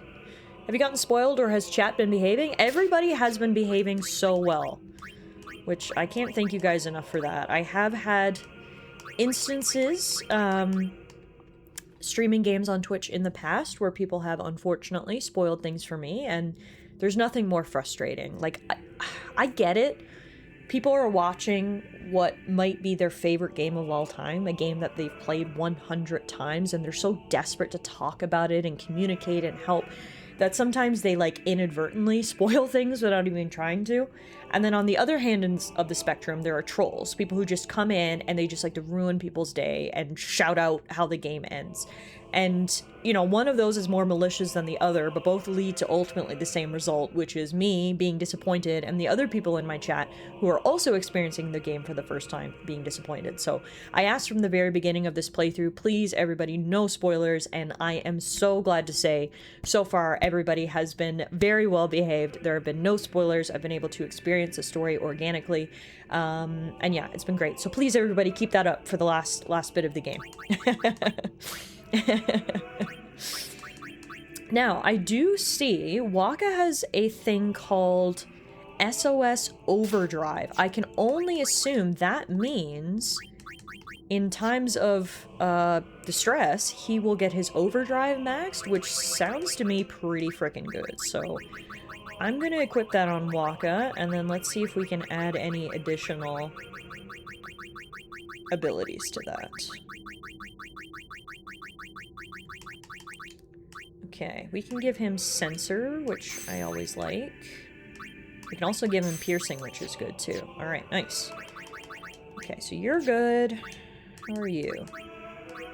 You're good. Also, the music right now. Holy choir. This is crazy. She also has one where she can get SOS Overdrive. Okay. But then she'll lose plus 15% magic. Let's see what I can give to her space power one. If I can get that upgraded with a good magic boost, then I'll change. If I can't, she'll stay where she is. I need to sort my items. This is crazy. Hang on. Alright.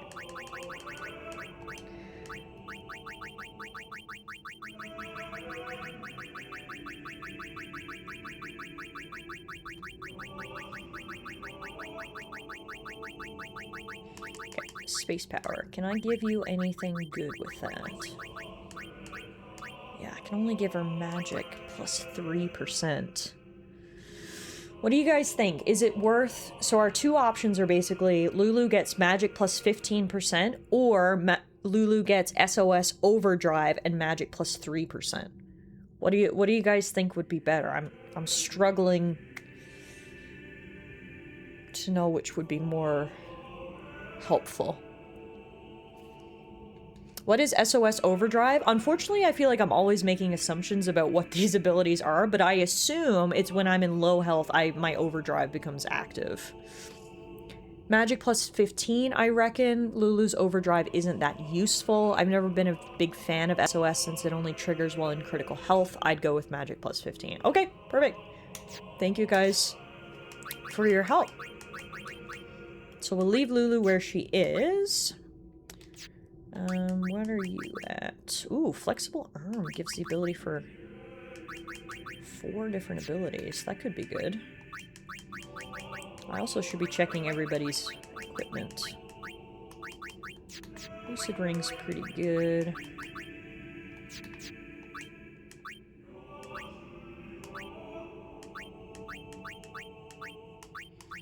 I feel like I want to equip the ones that give the ward against various status effects, because there is nothing more damaging to an encounter, in my opinion, than getting hit with Confused or Stone or Petrified or whatever. So I think I'm going to put Lucid Shield on Titus. That one's good for you. Silver Armlet. Let's customize that for Kamari. Number go up, make Goblin Brain tingle with dopamine. It's almost as good as loot.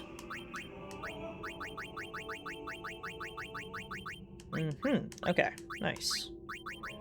So we can give Kamari HP plus 10% and regular defense plus 3. We'll buff up Kamari there a little bit. Okay, Echo Proof, Silence. I mean, Silence Proof is not that useful for Orin because he doesn't use any spells. So maybe it's better to go Stone Proof and Poison Proof instead. Okay. Okay, I think everybody looks pretty good there in terms of equipment. We've leveled everybody up on the sphere grid. Hey Rossi, if I recall in the help menu at the bottom of the pause menu, one of the menu items in there describes what all of the equipment abilities do. Oh, really? Basic terms. Reference. Auto ability. Oh! Oh, no way! This is like the compendium of all the abilities and what they do. I mean, I found this out 37 hours into my playthrough, but better late than never, I guess. Thank you very much, Rossi. Okay, so this is where you find out what things do. The more you know. Appreciate you. Huh. There you go. So next time we have an ability and we don't know what it is, we come in here. Reference terms at the bottom of the help menu. Beautiful. Alright. Let's save our game. I have a feeling we're going into what is probably a pretty dramatic story moment. Ads are gonna run in about 10 minutes. I have it set so we do hourly ads. We do 3 minutes of ads every hour. I just find that's the least disruptive method. I hate the pre-roll ads. Unfortunately, we have to play ads. I've talked about this before. So anyway, we do 3 minutes of ads every hour, and those are coming up soon in about 10 minutes or so. What I'm thinking is I'll run the ads early. We'll pause now and take a 5-minute break, get those ads out of the way so everyone can be seated and ready for whatever the hell is coming up next. So how about we take 5, we get those pesky ads out of the way, and we'll be back in a few minutes, and ready to go meet Lady Yunalesca, I guess? I'm sure it's going to be good.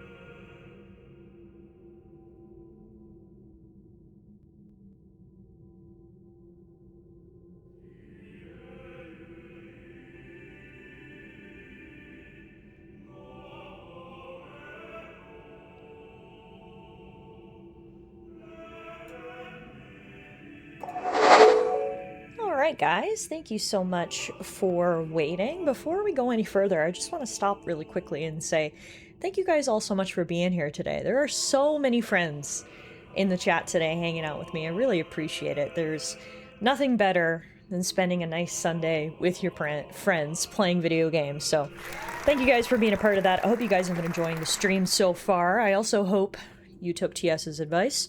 You hydrated, you stretched, you were kind. Use the bathroom, all that stuff you gotta do to take care of yourself before we head into what seems to be a dramatic moment here. Thank you for the hydration, Bronny. Appreciate you. You just ate lunch? Nice, nice. I'm so happy with myself that I remembered when you said you'd be streaming and could be here from the start. It all worked out. You had a pizza earlier? Yeah, I did see the picture, TS. It looked delicious. I haven't had lunch yet, but I had a bit of a late breakfast, so probably be a late lunch for me. After stream, regardless, I don't have time to think about food right now. I've got to think about whatever's on the other side of this corridor. All I can see is Lulu's dress, so... We know for a fact Lulu's in there. Who else is in there, though? Let's find out. This isn't a faith. It's just an empty statue. That statue lost its power as a faith long ago. It is Lord Zeon, the first faith of the final summoning. What you see before you is all that remains of him. Lord Zeon is... his soul is gone. Gone? You mean there is no final Aeon? But fear not. Lady Yunaleska will show you the path. The final Aeon will be yours. The Summoner and the final Aeon will join powers. Go to her now. Inside, the lady awaits. Yuna, wait! Auron, you knew this was gonna happen, didn't you? Yes. Why didn't you tell us? If I had told you the truth, would that really have stopped you from coming? Yuna. I'm not going back. Kimahri knows. Kimahri goes first. Yuna is safe. Kimahri protect. I love you, Kimahri. The ultimate guardian. Okay, so that explains why Lady Yunaleska is still around, I guess. Because we found out earlier that, like, she's similar to Seymour in that she's dead, but she's not gone. Apparently very powerful people with very powerful wills can stick around after death if they're not sent. I can only assume the reason Lady Yunaleska stuck around is not for visions of power, like Seymour and the rest of the Maesters, but it is to help the summoners on their journey, because if there is no final Aeon, there's still one more step that has to be taken, and I guess she's taken it upon herself to help people with that final step. Riku, why didn't you tell us, Auron? No backseating. Thank you for entertaining us on a cozy Sunday and giving us a cool hangout, and also for playing this classic, and also for having promised and committed to playing Final Fantasy VIII. I'm not sure if I remember that last part, Gorg, but... No, thank you guys for being here. Save again? Okay, I can do that. And it's literally 2 steps away. We go through the Chamber of the Faith, through this big spooky door in the back, where presumably Yunaleska is waiting for us. Oh! Someone's coming! Why is this room in perfect condition? Lady Yunaleska. Oh! Welcome to Zanarkand. Damn! Lady Yunaleska. You have completed your pilgrimage. Looking respectfully. I will now bestow you with that which you seek. So respectfully. Will be yours. Now, choose. Oh my god. Woo! You must choose the one whom I will change. Wait, what? Sorry, I was distracted. To become the faith of the final summoning. There must be a bond between Chosen and Summoner, for that is what the final summoning Okay, can I pause for 1 second? She is saying very, very important story information. I'm distracted, okay? I can't... I'm just gonna close my eyes, and then I'll be able to fully comprehend what she's saying to me. Because, like, there's booty cheeks in my face, and I'm supposed to listen to the Chosen and the Summoner and the final summoning, and I... Oh, God. Okay. I'm just gonna close my eyes, and she's gonna tell me about this plot twist. Because, yeah, this angle is awfully distracting. Donna, if you're gonna save the world, look hot doing it, Yunalesca. See? She gets it. Just don't save, and then you can take it all in again. So does Yevon just ban clothes? I guess. Wow. Okay, sorry. Sorry for the pause. Let's continue. Bodies.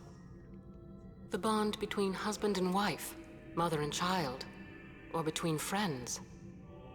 If that bond is strong enough, its light will conquer sin. 1,000 years ago, I chose my husband Zeon as my faith. Our bond was true, and I obtained the final Aeon. There is nothing to fear. You will soon be freed of worry and pain. For once you call forth the final Aeon, your life will end. Death is the ultimate and final liberation. Your father, Braska, chose this path. Yeah, okay, this is crazy. Forgetting about Yunalesca's clothes or lack thereof.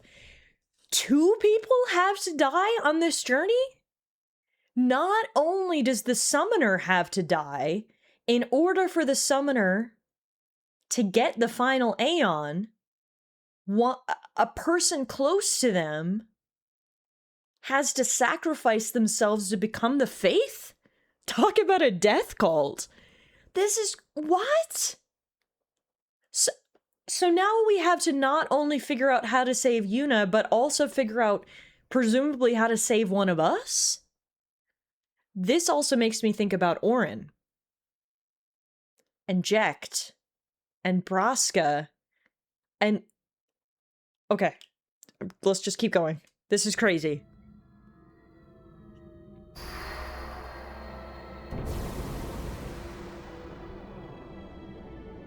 It is not too late. Let us turn back. If I turn back, who will defeat Sin? Would you have some other summoner and his guardians go through this? But... my lord, there must be another way. This is the only way we got now. Fine. Make me the faith. I've been doing some thinking. My dream is back in the other Zanarkand. I wanted to make that runt into a star blitz player. Show him the view from the top, you know. But now I know there's no way home for me. I'm never gonna see him again. My dream's never gonna come true. So make me the faith. I'll fight Sin with you, Braska. Then maybe my life will have meaning, you know? Don't do this, Jecht. If you live, there may be another way. We'll think of something, I know. Believe me, I thought this through. Besides, I ain't getting any younger, so I might as well make myself. What is this myself camera useful. angle? Okay. Jecht? What? You're not gonna try to stop me too? Sorry. I mean... thank you. Braska still has to fight Sin, Orin. Guard him well. Make sure he gets there. Well, let's go. Lord Braska, Jecht. What do you want now? Sin always comes back. It comes back after the calm, every time. The cycle will continue and your deaths will mean nothing. But there's always a chance it won't come back this time. It's worth trying. I understand what you're saying, Orin. I'll find a way to break the cycle. You have a plan? Checked? Trust me, I'll think of something.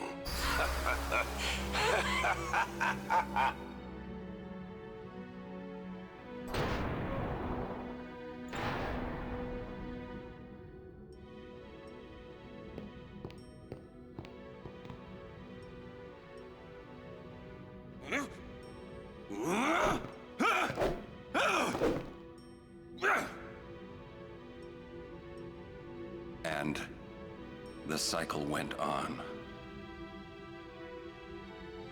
We'll break it. But how? What, you got a plan now? If one of us has to become a faith, I volunteer. Me too, Yuna. That still won't change anything, you know? You'd bring the calm, and then what? That won't break the cycle! Listen. You want to defeat Sin and keep Yuna alive. You don't want Sin to come back, yeah? That is just not gonna happen, brother, you know? If you want everything, you'll end up with nothing. But I want everything! Now you're being childish. I give up. So what would an adult do then? They know they can just throw away a summoner, then they can do whatever they like. You're right. I might not even have a chance. But no way am I gonna just stand here and let Yuna go. And what Orin said about there being a way, I think it's true. You'll think of something? Yes, I'll go ask Yunalesca. She's got to know something. You really think she'll help you? I don't know, but I have to try. This is my story. It'll go the way I want it, or I'll end it here. Wait. You say it's your story, but it's my story too, you know? It would be so easy to let my fate just carry me away, following this same path my whole life through. But I know I can't. What I do with no regrets.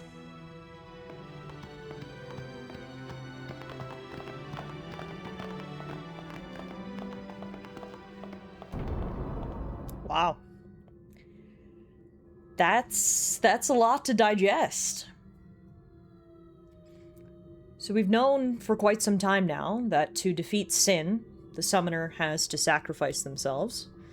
We're only just finding out another tidbit of information, that the summoner can't do that alone. Someone else needs to sacrifice themselves as well. It's a double sacrifice. So now the plan's a little bit more difficult. All this time, Tidus has been trying to find a way to save Yuna.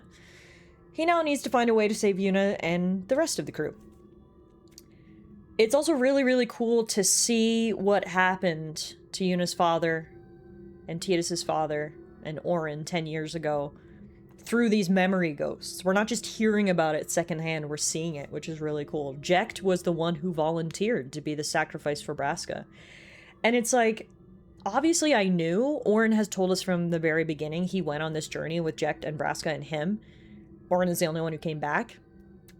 Put two and two together, obviously he lost two of his friends, but it hits a little bit more when you see him and you're like, holy shit, the three of them went on this journey together and only one of them came back. I mean, that's gotta be a lot.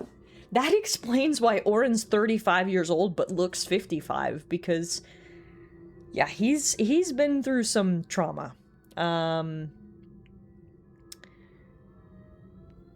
Wow, okay, so this is just another wrinkle now. Is Tidus gonna sacrifice himself just like his father did for Braska before him? Can they find some way to truly stop the cycle, or are two people gonna have to die every 10 years for eternity? Yeah, this is pretty cool. Okay, that was, wow. The stakes are set. We know what we're playing for here. Let's go back and save our game. And I guess we're gonna go ask Lady Yunalesca for her advice. I still can't believe that's the outfit she's been rocking for the last 1,000 years. I mean, get it, girl. When your body tea, you may as well show it off. Holy moly. I just can't believe she was hitting us with such dramatic, story-changing information in that extremely distracting outfit. Shout out Lady Yunalesca. Damn, girl is 1,000 years old and doesn't look a day over 25. That part of Orin swinging at himself always kills me inside. Yeah, I mean, this whole time Orin has been so stoic, right? So calm, cool, and collected. And there you finally see the pain that he's carried with him all this time. That was awesome. Let's not forget, somehow the aeonification of Jecht resulted in him becoming Sin as well. Right. And obviously that's been a plot thread that has been unresolved for basically the entire game, is how and why did Jecht become Sin? Is that something that happens every time? Every time the person who sacrifices himself to become the Faith to help the summoner becomes Sin? Was it a one-time only thing? We still don't know. So hopefully we'll get answers on that as well. But yeah, that was so good.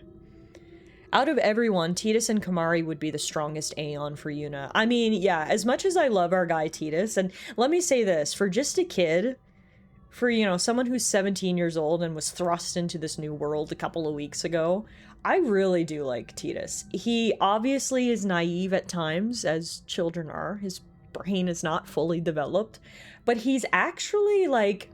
Sometimes you get these teenage protagonists and you just shake your head and you're like, oh my god, this guy is an idiot. And it's like, yes, he can be idiotic at times, but he has a truly good heart and he's actually has a really good grasp of the situation. He just refuses to be confined by the workings of this world, and it's nice. I gotta say, I've said it a million times during this playthrough, but I'll just reiterate. I really like Tidus as a protagonist, especially, yeah, for someone who on the outside looking in looks like an idiotic jock boy. He actually has a lot of depth to him, and I like him as a character. He's been great. And obviously I've liked his narration, and at the end of the day, I like how he just keeps saying, this is my story, and we're gonna see how that story wraps up, I suppose. The plot's about as thick as peanut butter now. Oh yeah, I think the calm lasted a month to a year, because Chapu died a year or two before the game started. I thought the calm lasted 10 years, so if it lasted even less than that, it's like, yeah, damn, was the sacrifice even worth it? The AC in this temple must be set just right, because she wasn't showing any signs of being cold.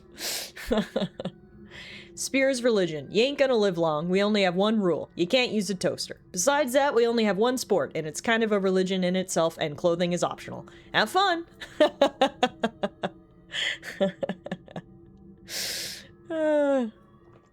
Okay. Yeah, I think I know what's coming up next. We're gonna go meet Lady Yunalesca. Orin has already said before that she is going to test us, so I expect a boss battle is coming up. Let's head in here.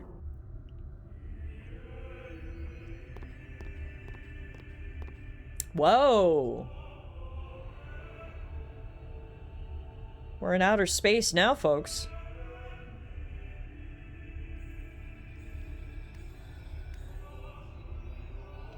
Have you Oh, hey, chosen girl. the one to become your faith? Who will it be? Might I ask something first? Will Sin come back even should I use the final summoning to defeat it?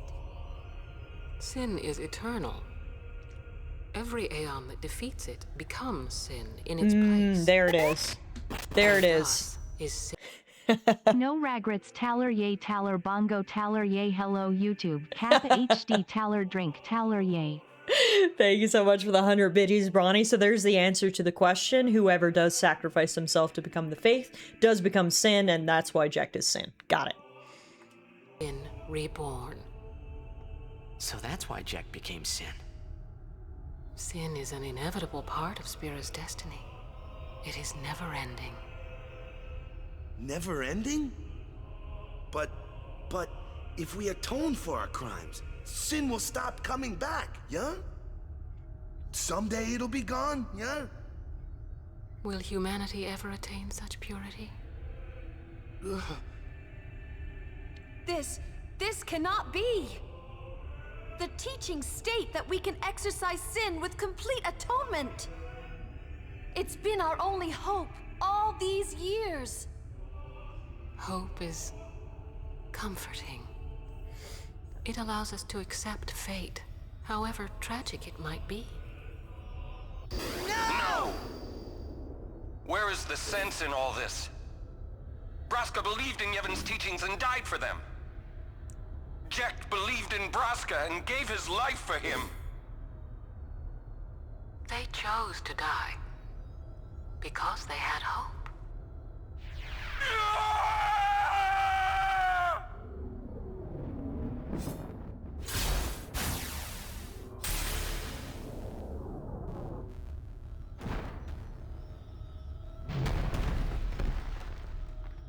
Damn.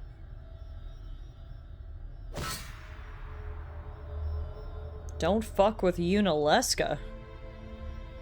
Yevon's teachings and the final summoning give the people of Spira hope. Without hope, they would drown in their sorrow. Now choose. Who will be your faith?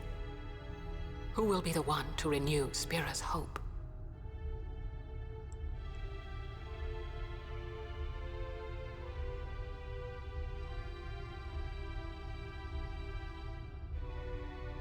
No one. I would have gladly died.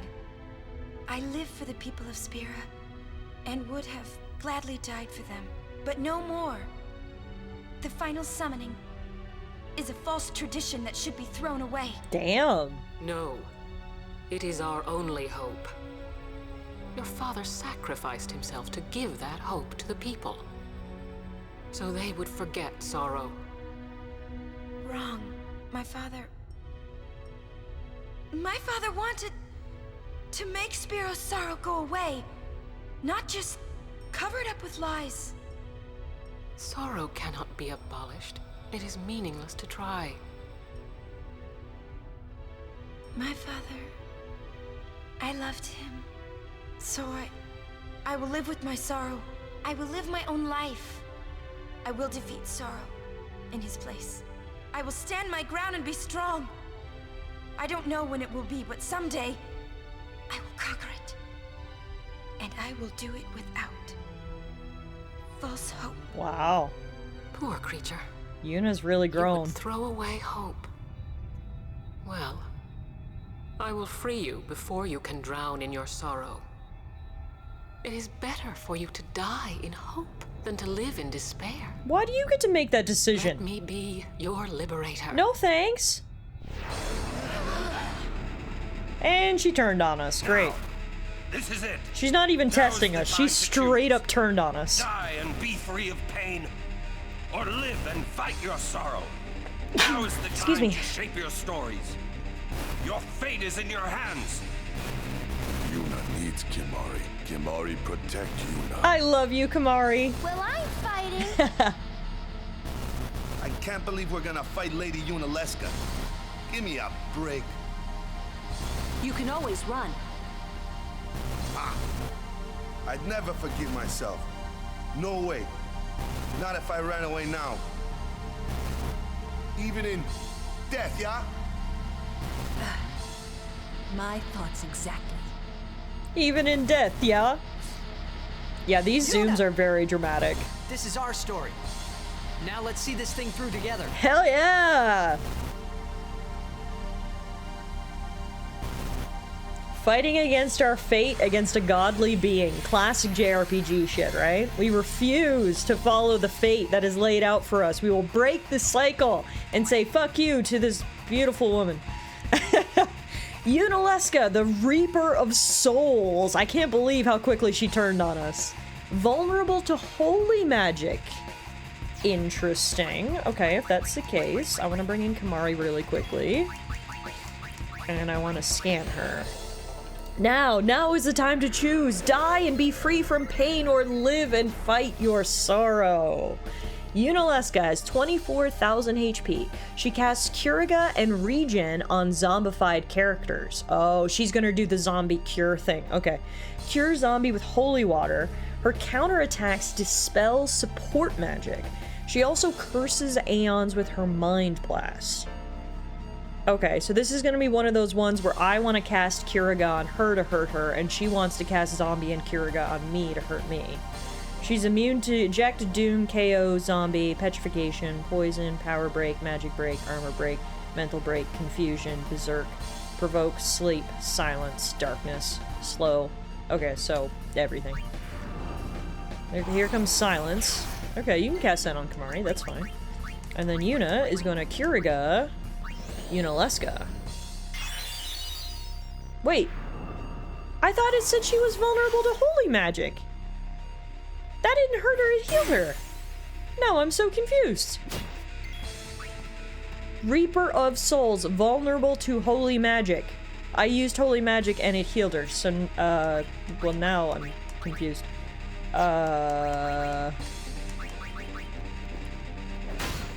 Okay, so we're just actually gonna fight her normally? She's just gonna hit my team with all of the status effects. Okay. That's fine.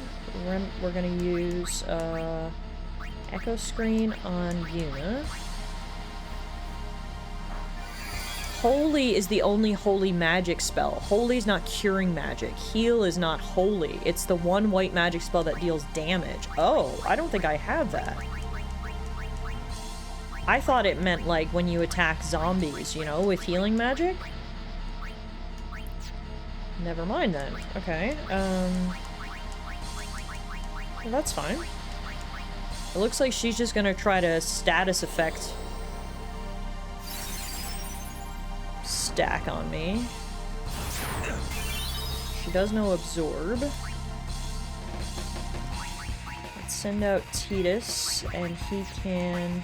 So this music, holy shit! To be fair, she doesn't look like a zombie to me. No, that's a good point. We know she is kind of undead, though. Okay. That works. Nice. So she tried to counterattack with silence, but I'm pretty sure Yuna's equipment actually prevents being counterattacked by silence. Oh, I see what she's doing. If you hit with a physical attack, she counterattacks with darkness. If you hit with a magical attack, she's gonna counterattack with silence. Oh, interesting. So as long as you have the proper accessories on and she can't do that... Oh, I don't have the right accessory on Yuna. She just dodged it last time. Okay, interesting. That's okay, though. We can still do this. We can still do this. I got it.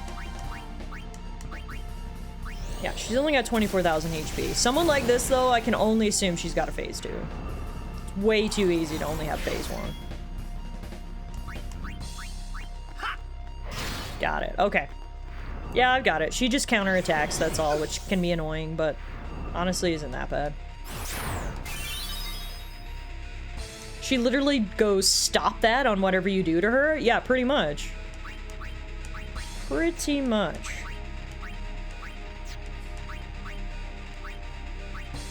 Is she immune to slow? Probably. Yeah.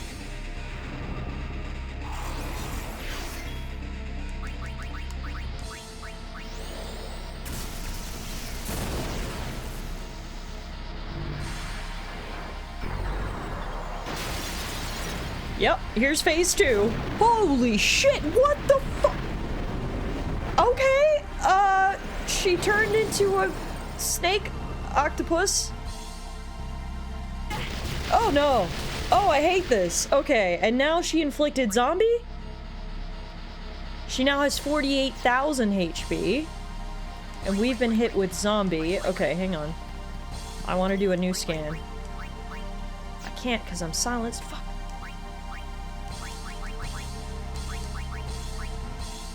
She was storing all that in her ass? I don't know where she was storing it, dude. I do not know. Does she still do the same thing where she counter attacks with... No? Okay, I'm not sure.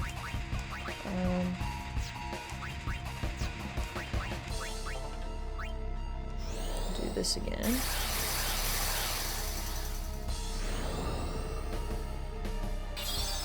Ah, yeah, okay, now she's doing the zombification healing thing that I wanted to do to her. I want to scan her again, though.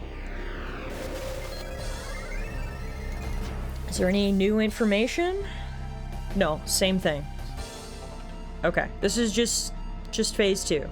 Cast Cure Gun, regen on zombified characters, cure zombie with holy water, counterattacks, dispel support magic. She also curses Aeons with her mind blast. Okay. So now we just gotta make sure people aren't zombified. That's all. Okay. The issue is right now Tidus is zombified, so I can't even heal him and he's low health, so I might just let him die, believe it or not. She just casually doubled her HP mid-fight. Yeah, no big deal, right? Oh, that zombified the entire friggin' party? Dude.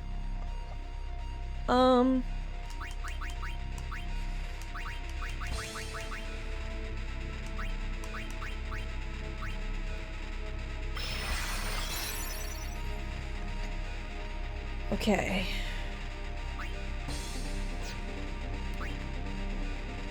This is tough. If everyone's constantly zombied, then I can't heal everyone. Okay, Yumi needs to come back in here. Is she zombie? Yes. Fuck. We're gonna have to waste so many turns unzombifying people. Alright. First we're gonna unzombify Yuna. And then, okay, let's just... Kamari, you can...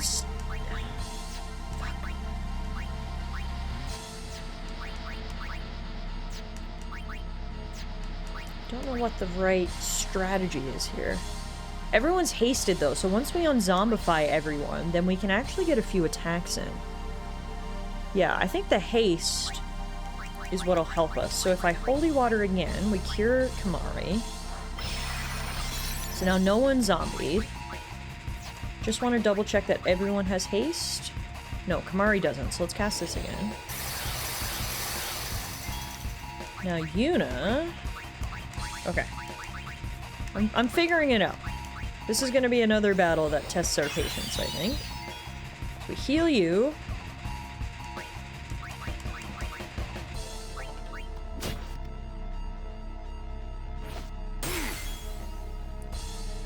Then we're going to heal you. Okay.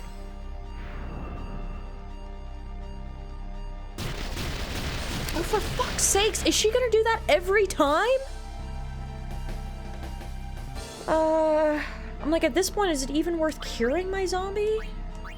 I mean, we'll cure some people's zombies, but it's probably not even... Maybe we just have one person who's our sacrificial lamb. Like, if... No offense to Kamari, but if he keeps dying... She'll... Yeah, because if he has zombies, she'll presumably start focusing and using Curagun stuff on him. So if I cure you two being Tidus and Yuna, we're gonna leave Kamari as he is. And he can be our tank of sorts, and we start actually doing damage.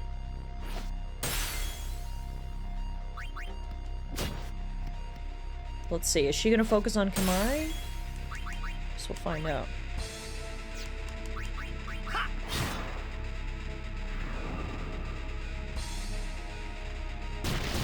No, she's still gonna hit us all. Okay. Honestly, she hasn't even used Curaga or anything yet. I'm confused what her strategy is, honestly. At first I was like, oh, I think I see what she's trying to do. And now I'm like, but she's not actually really doing anything. Okay, I guess we'll just stay ahead of the zombie. Holy water. Holy water. Thundiga.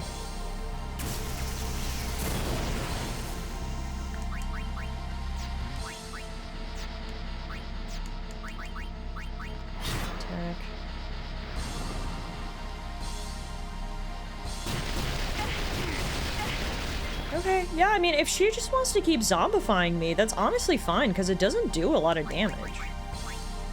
I'll just keep healing myself, and then she can keep zombifying me, and we'll just keep doing our thing. Only worries I'm gonna run out of holy water, but anyway, I'm not gonna worry about that right now.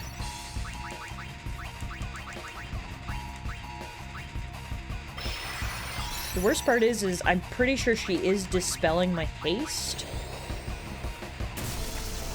That's okay. Yuna can keep hitting her for 4,500. We'll take that. Yeah, if she's just gonna keep using Hellbiter, that's fine. That's fine. Well, we can deal with this. Holy water. Holy water. And what I'm gonna do is I'm actually gonna sub out Kimahri, sub in Riku, and she's gonna heal.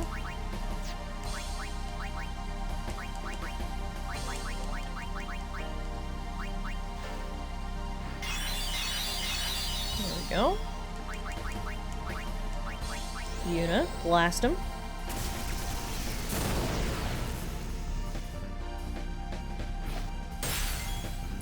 And then Tidus, you can get haste on everybody again.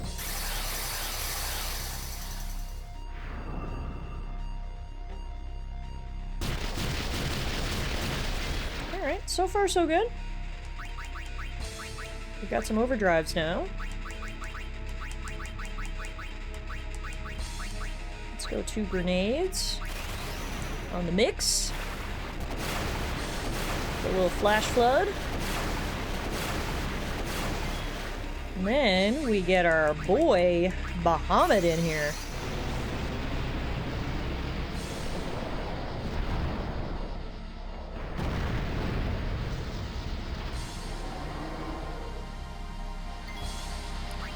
Mega Flare!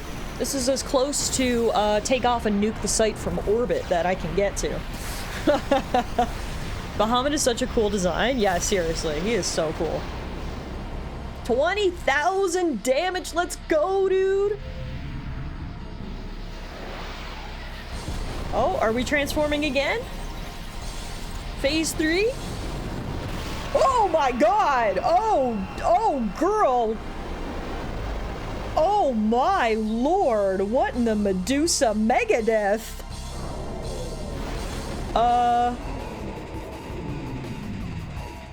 Bahamut is immune to whatever bullshit that is, yay!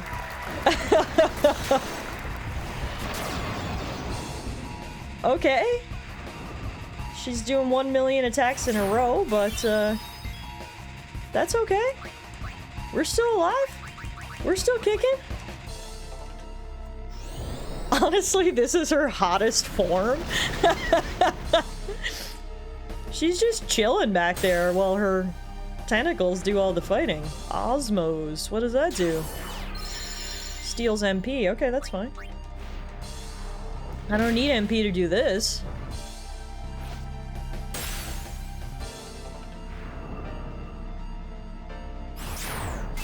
This is crazy. Okay.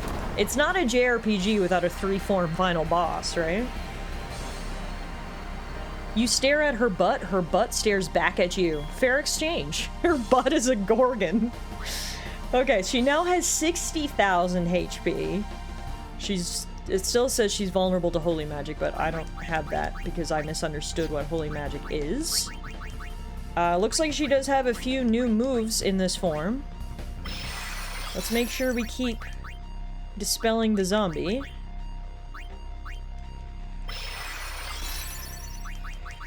White magic.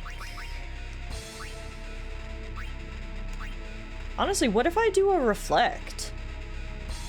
If I do a reflect on Yuna, can she zombify herself then, maybe? Or it'll stop her? I'm not sure. We'll find out. We'll give it a try, and then we'll just keep holy watering, curing. Okay. Now she's gonna zombie everyone again.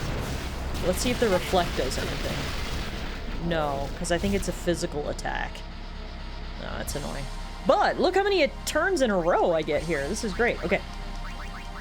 Holy water. I've only got 10 left. That's gonna be maybe our Achilles heel here, is I am running out of holy water. So maybe I'd be a bit more intentional about who I'm curing. No offense to Riku or some of the others, but we might have to have some sacrificial lambs here, perhaps. Okay, let's go, high potion on Yuna. Then let's go. Does everyone still have haste up? Oh no. Yeah, everyone still got haste. That's good. Okay. Attack. Okay. Black magic, Thundaga. Not sacrificing Tidus this time? We're altering the script. Switching it up, alright? What if I mug her? What can I steal from her? A stamina tablet. Alright.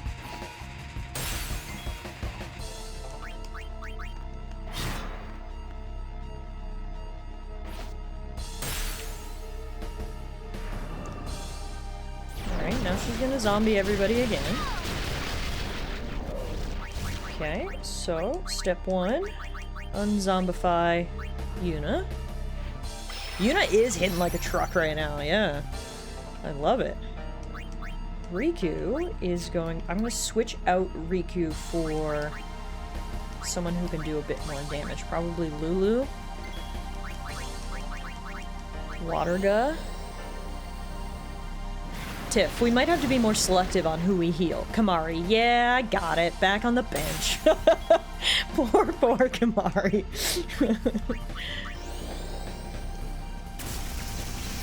There we go.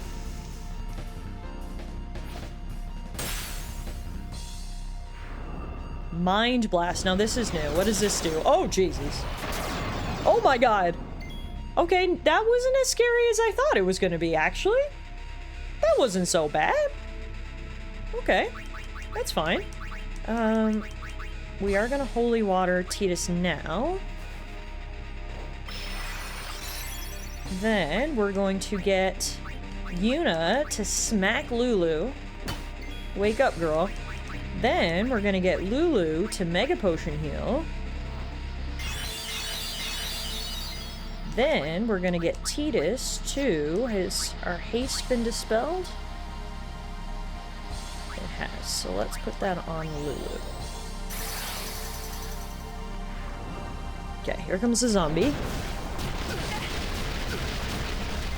Question is, I guess, is how many phases does this thing have? If it's got 3 phases, we might be okay. If it's got 4 or 5 phases, we might be in a bit of trouble. But I can only deal with what I can control, and right now what I can control is this particular phase and this particular fight, and that's what we're going to focus on. So, let's rock.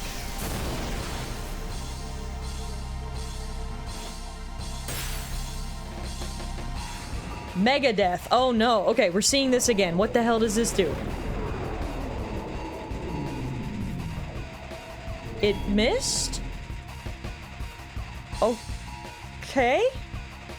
I don't know what the fuck Megadeth is, but we've gotten away with it twice, so I'll take it.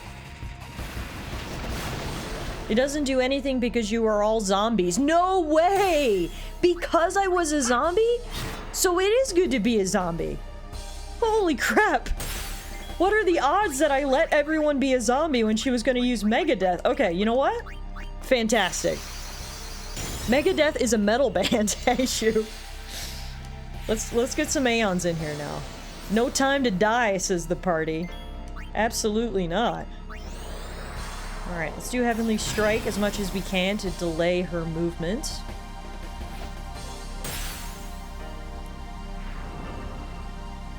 She's gonna do Mind Blast.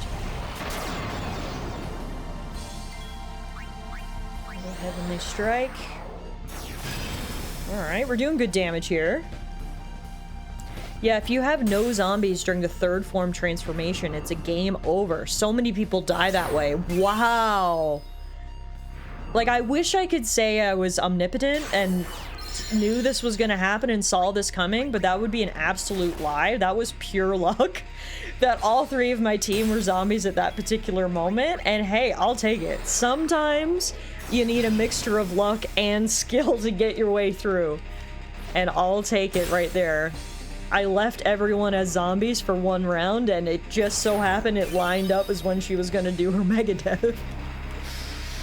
Whew, okay, battle's not over yet, though. So if that's the case, maybe I'm just gonna leave everyone as zombies for the time being. How much HP does she have? 22,000. That's not bad. We still got a couple of Aeons left, too. Stumbling into the solution. That's how we operate around here. Okay. A mix of luck and skill is actually how Blitzball works. Let's just do as much damage as we can with the Aeons now, because I've still got a couple we can still summon. They might be able to mostly take her down. And it's great having Aeons on the field, because not only do they typically do a lot of damage, they're also a bit of a tank of sorts, because while the Aeon is on the field, the rest of my party can't be attacked. So we'll take that. I'm actually going to go for the heal strat here. See if we can keep Ixion alive for a little bit. The longer he's out there, again, the less damage my party has to deal with. So I want to play this a bit defensively. Ah, oh, dang it! I'm out of MP, so no more healing, only attacking. That's okay. 2,800. Mind Blast, that'll probably kill Ixion. No. This will. Okay. All good. Thank you for your services, sir. Appreciate you.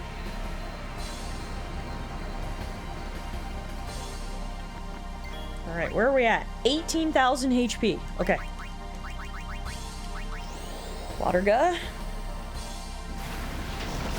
This one I'm just leaving everybody as zombies because I don't want to risk a mega death. Even if she wants to use Curaga or whatever. That's fine. Now that I know mega death would be an insta kill, I don't even want to risk it.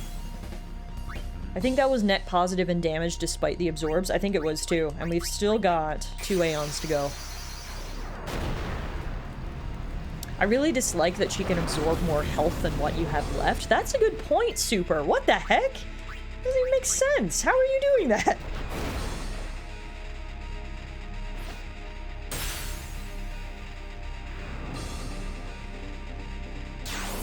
Should have used one of my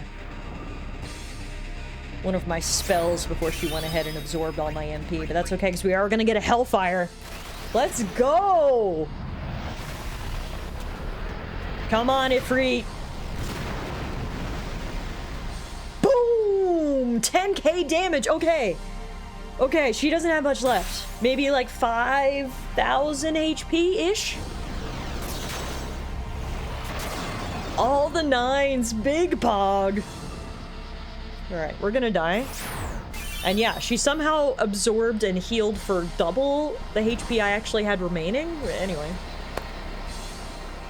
I'm not gonna get hung up on that right now. I'm starting to get a little sweaty. I don't want to fuck this up. Okay, 6,400 HP, 1 Aeon left. All I can hope is this is her final phase. If she has another phase after this, is gonna be fucking hard. I'm throwing everything I have at her right now. Come on. Come on. The OG Valifor. Come on, buddy. I didn't take my own advice and use a spell on the first turn. Like I said, I should have last time, but it's okay, so we get the overdrive. Energy Ray. Come on. Come on! Yes! Let's go! Woohoo! Yes!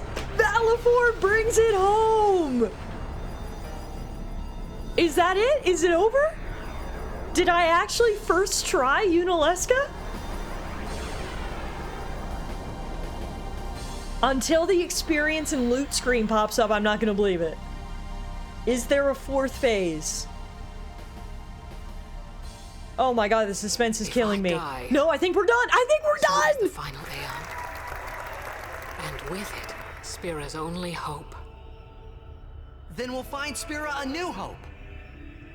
Fool. There is no other way.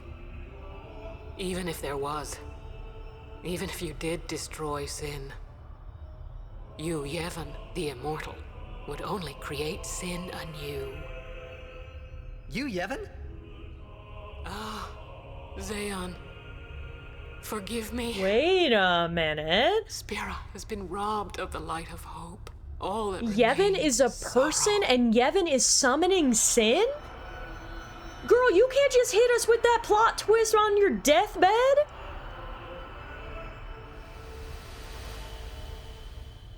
Holy shit, guys. Oh my god. Okay, first of all, we beat all 3 phases of Yunalesca first try, and I feel really, really good about that. Oh man. Whew. I feel like I need to catch my breath. So there's another plot. It has been plot twist after plot twist after plot twist today. So that's the reason why Sin keeps coming back, is because Yevon, the all-powerful, almighty Yevon, the god in this world, around whom a whole religion has been built, is the one who keeps summoning Sin? That's huge. I guess we'll have to kill Sin and God. Par for the course for a JRPG, really, yeah. Honestly, I'm not sure why I'm shocked that God, I guess, is going to be the final boss in this game, because have you ever played a JRPG? God is always the final boss. Holy shit. Okay, so we have wholeheartedly, decisively defied our fate. We said, fuck you to Lady Yunalesca, respectfully, of course. We said we are not going to take your solution. We are not going to sacrifice our friends. We're going to find another way. And we killed her. I can only assume we are the only people who have ever done that, which is kind of crazy. And that means we are the only people who have ever gone off the beaten path. We are forging a new path. Can we actually stop the cycle? Maybe. What's interesting is that Yevon appears to have a first name, you Yevon, which makes me think Yevon is a being, a person that we could maybe beat. That gives me some hope. But wow, that's crazy. Okay. Now there truly is no final Aeon. You better come up with something quick. Time to go back to the drawing board, right? Holy moly. First, can we just revel in our victory for a second? We got ourselves a level 3 key sphere and a blessed arm guard, along with some gil as a reward for killing Yunalesca. Wow. I cannot believe what we just did. Me and you both, girl. Let's do something more unbelievable. What? Destroy Sin, so it won't come back. And without the final Aeon. I don't know how just yet, but I'll find out. I love the confidence, Titus. Now, the question is there a save sphere around here? Because holy shit, I want a save sphere.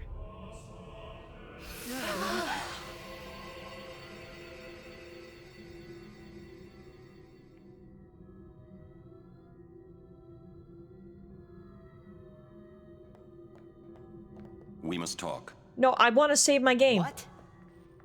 There's something you should know. Fine, but can I save first? I know. It's about you, right? I am also an unsent. You are not surprised. I think I kinda knew. It was Yunalesca, wasn't it? When Braska and Jecht died defeating Sin, I just couldn't accept it. I came back here, tried to avenge them. But she struck me down. Somehow I made my way, crawling down Mount Gagazet. But my strength left me, just outside Bevel. That's where Kamari found me. I told him about Yuna, just before I died. I've been wandering ever since, never going to the far plane. Aaron. Don't make that face. Being dead has its advantages. I was able to ride Sin and go to your Xanarkand. And you've been watching over me since then, haven't you? Why? What's the big idea? Why me? It is one of those things that is difficult to explain. Very well, I will show you.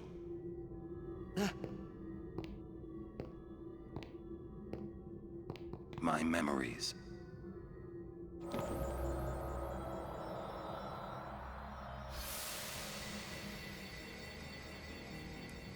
Can I ask you one last favor? Nah, never mind. Out with it. Okay, listen good. Take care of my son. My son in Xanarkand. He's such a crybaby. He needs someone there to hold his hand, see? Take care of him, will you? But how am I supposed to go to Xanarkand? Hey, you said it yourself. There must be a way to get there, right? You'll find it. All right. I will. I give you my word. I'll take care of your son. I'll guard him with my life. Thanks, Orin. You were always such a stiff. But that's what I liked about you. What a weird final camera angle. Up in Jecht's throat. One last chance to shit talk Tidus. My kid fucking sucks so much. Jecht. Yeah, I'm not surprised about that. We kind of speculated and theorized early on that Orin might be one of the unsent. When we went to the far plane, he didn't go in, for instance, and there was some stuff. I always assumed from the very start that the reason Orin was watching over me when I was growing up is because Jecht asked him to. That just made sense to me. Jecht is just...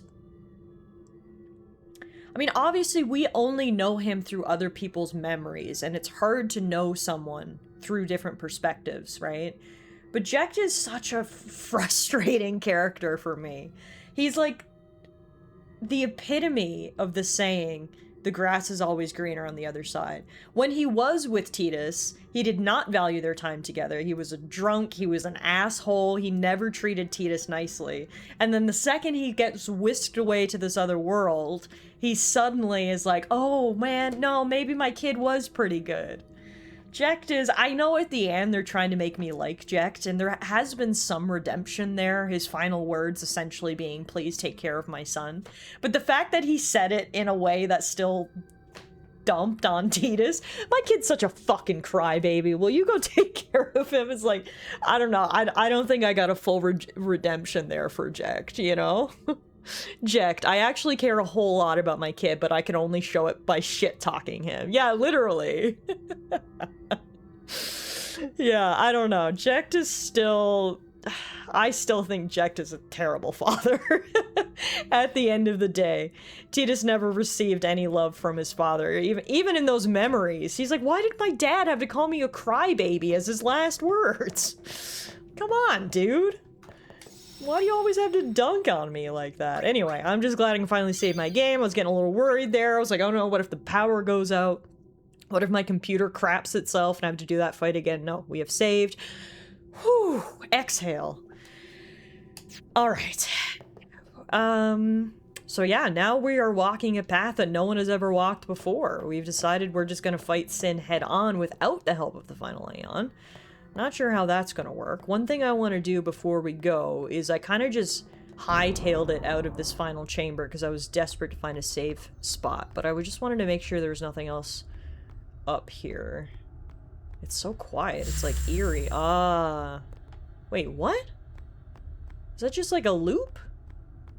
You go down those stairs and it leads you to these stairs. Oh, interesting. Oh, whoa! But this time, if you go the other way, you get a sun crest. What the hell is a sun crest? It's one of these celestial tokens that we found. We found a number of things that we haven't actually found a use for yet. The rusty sword, Sun crest, the moon crest, the Mars crest. Interesting. Suncrest sounds like the name of a fruit snack. I can see that. Pro gamer founded by herself. I figured there had to be something here if they would let you explore afterwards. The question is there anything else? Any other pattern that I need to follow? You can also look at the beautiful nebula back there. Holy moly. Look at that. Gorgeous. Can't interact with this. Doesn't look like. Okay. I guess we're done. So now what? We've got to go fight the giant sea monster, aka my father, aka the final Aeon, Sin. That should be easy. You have to get the Sailor Scouts DLC for those to be useful. JK, of course. Thankfully, this was in a world before DLC. So we don't have to worry about that, which is really nice. It's a good thing about playing retro games is you know you got the full game in front of you. Okay, backtracking out through the temple. There's another place to save my game here. I'll never pass up an opportunity to do so. Guess we're exiting Zanarkand and, yeah, figuring out a plan at some point. For now, it is eerily silent. Wow. Whoa. It's a different view. They remastered Tidus's character model, but they did not remaster the background. It looks really out of place here, although it is pretty in its own way.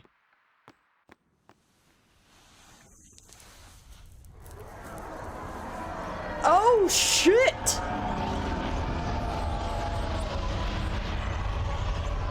We didn't have to go far to find Sin.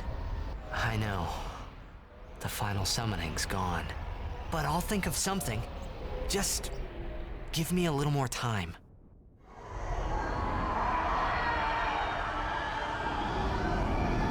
It seems like he can understand Tidus to some degree, though, because I think he's listening and being a good sea monster and leaving us alone.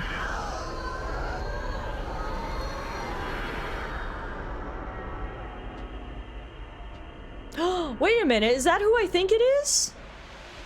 Sid in the airship, and Sin is just gonna let him fly by. Damn, the Albed are lucky they didn't just get eaten by Sin there.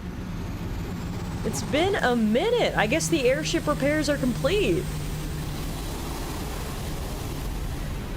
Okay, now we've got a ride. Now we just need a plan. Where to now, I guess he said. And that's the real question, isn't it? Yay, airship time! It's not a Final Fantasy game without an airship, right?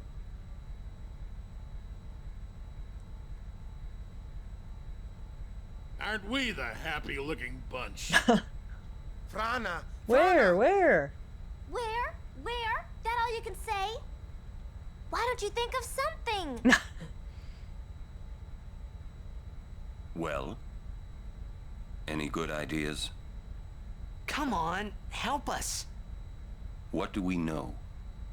Sin is Jekt. Thus you have a link, a bond with Sin. That may be our key. So, what do we do? We think and we wait. Two things I'm bad at. Self-awareness is key.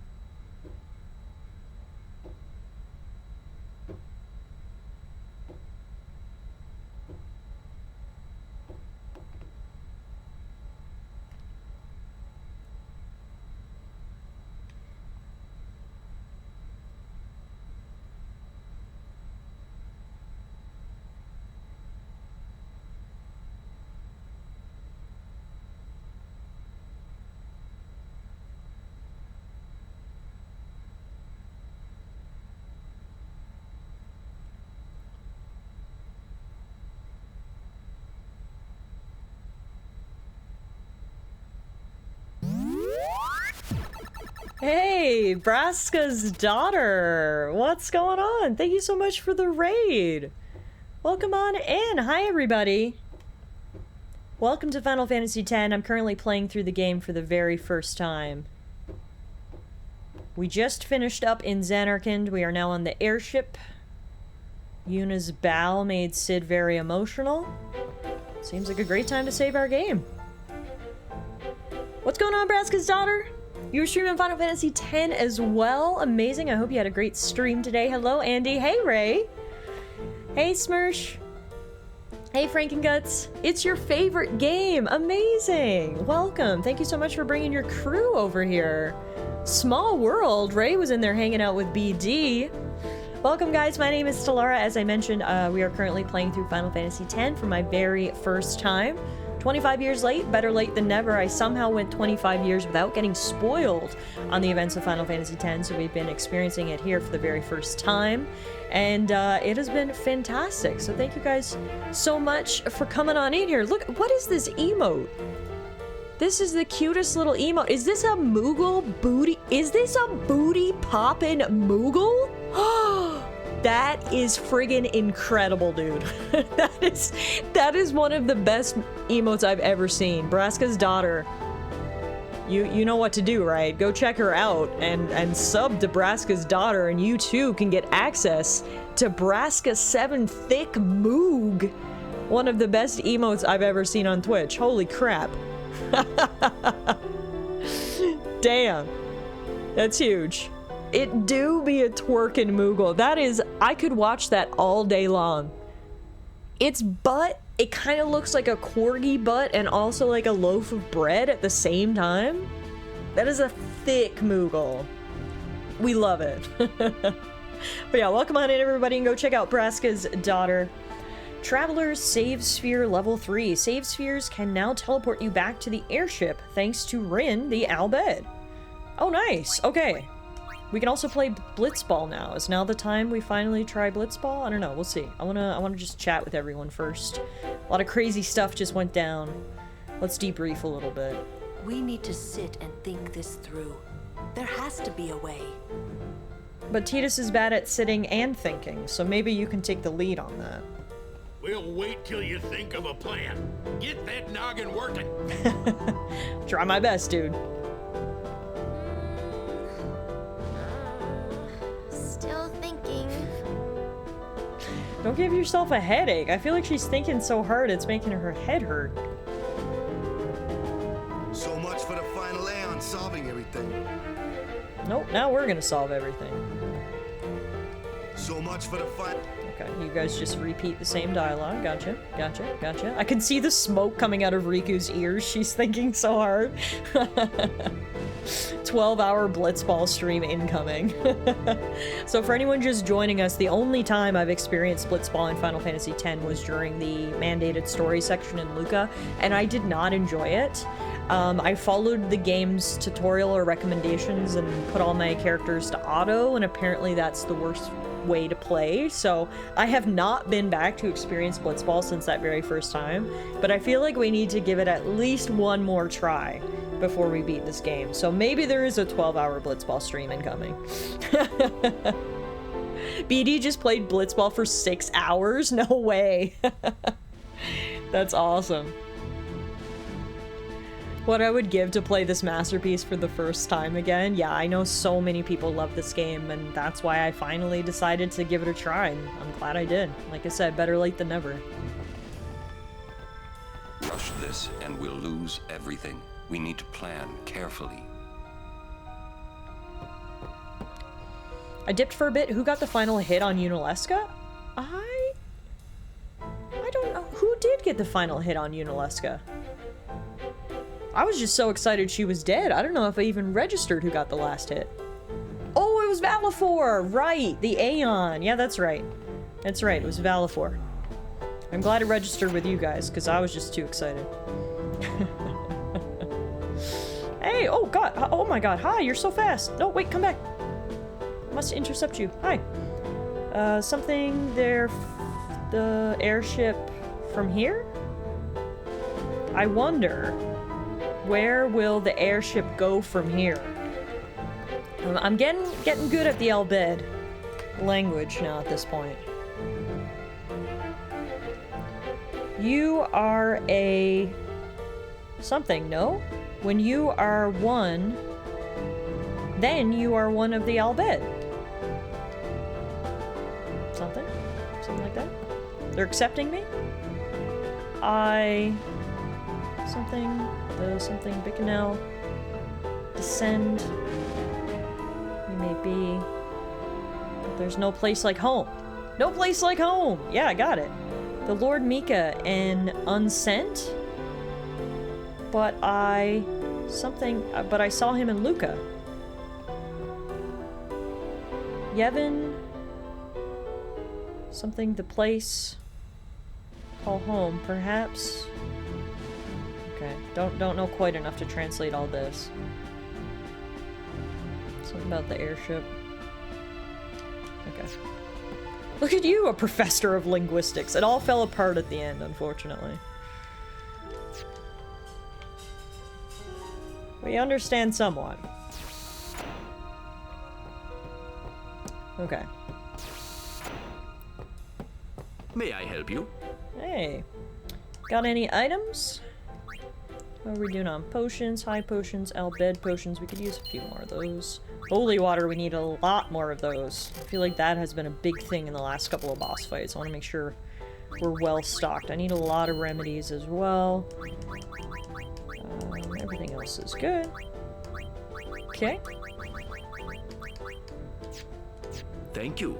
Your patronage is very much appreciated. Thank you, Rin, but believe it or not, I'm not done. Welcome. What weapons do you got? Anything good?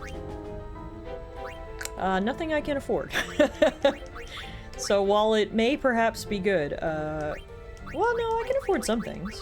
I spoke too soon. The further down the list I go, the more things I may perhaps be able to afford. Including the Shiranui. Seems to be a great upgrade for Orin. Much better than his Shimmering Blade. So we'll grab that. Thank you. Your patronage is very much appreciated. I heard Rin was originally supposed to be an absorbent, porous lad who lived in a pineapple under the sea. What? Okay, let's customize that new sword.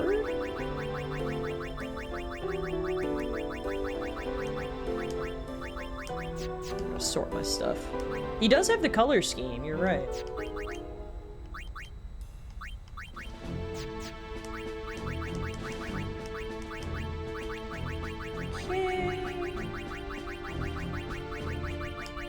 Shiranui, hell yeah.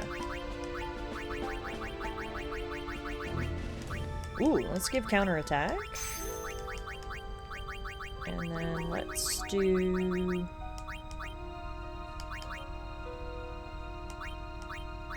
I'm getting low on spheres for a lot of this stuff.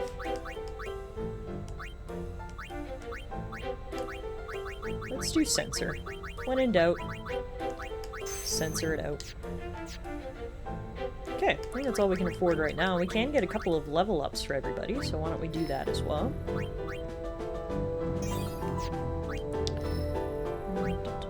We can get Yuna, magic +4, Kamari, strength +2, and silence buster. Orin will go down here, I guess. Evasion +3.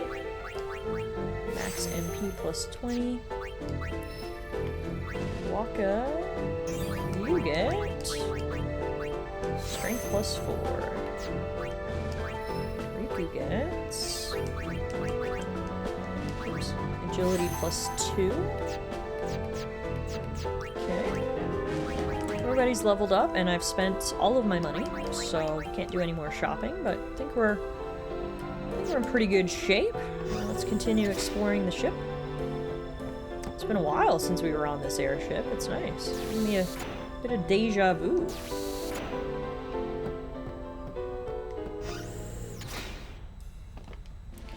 Oh god.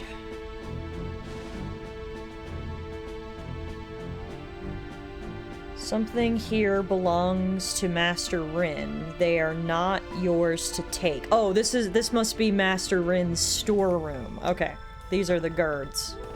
This is all his stuff. We don't know how Sin will react.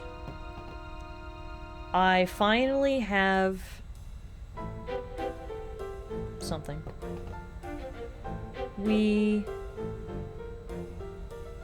Some of it is easier to fill in the blanks than others, but okay. I don't think it was anything of too much substance. That's fine. And back out here. We can save our game again. When in doubt, save it out. Talk to you. The Sin Eye... Sin Eye... something calm. Okay. Need a few more words to describe that.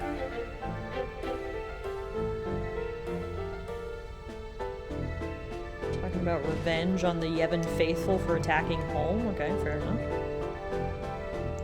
Let's chat with Yuna and Kamari.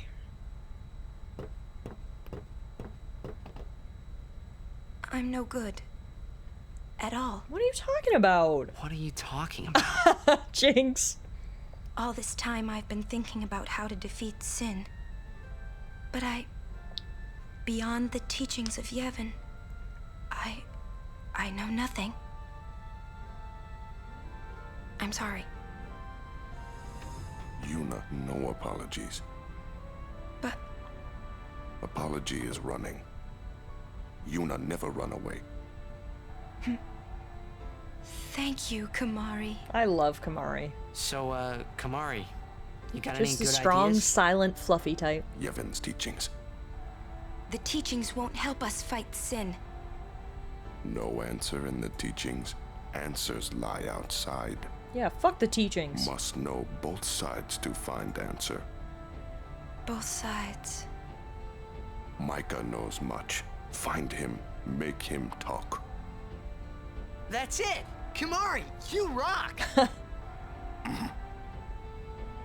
Maester Micah is the big bad leader of this world. Yeah, he surely knows something, right? That does seem like a good plan, actually. Kamari doubts Micah welcomes us. Oh, he definitely won't. But He'll it's a have great to run plan. pretty fast to beat this airship.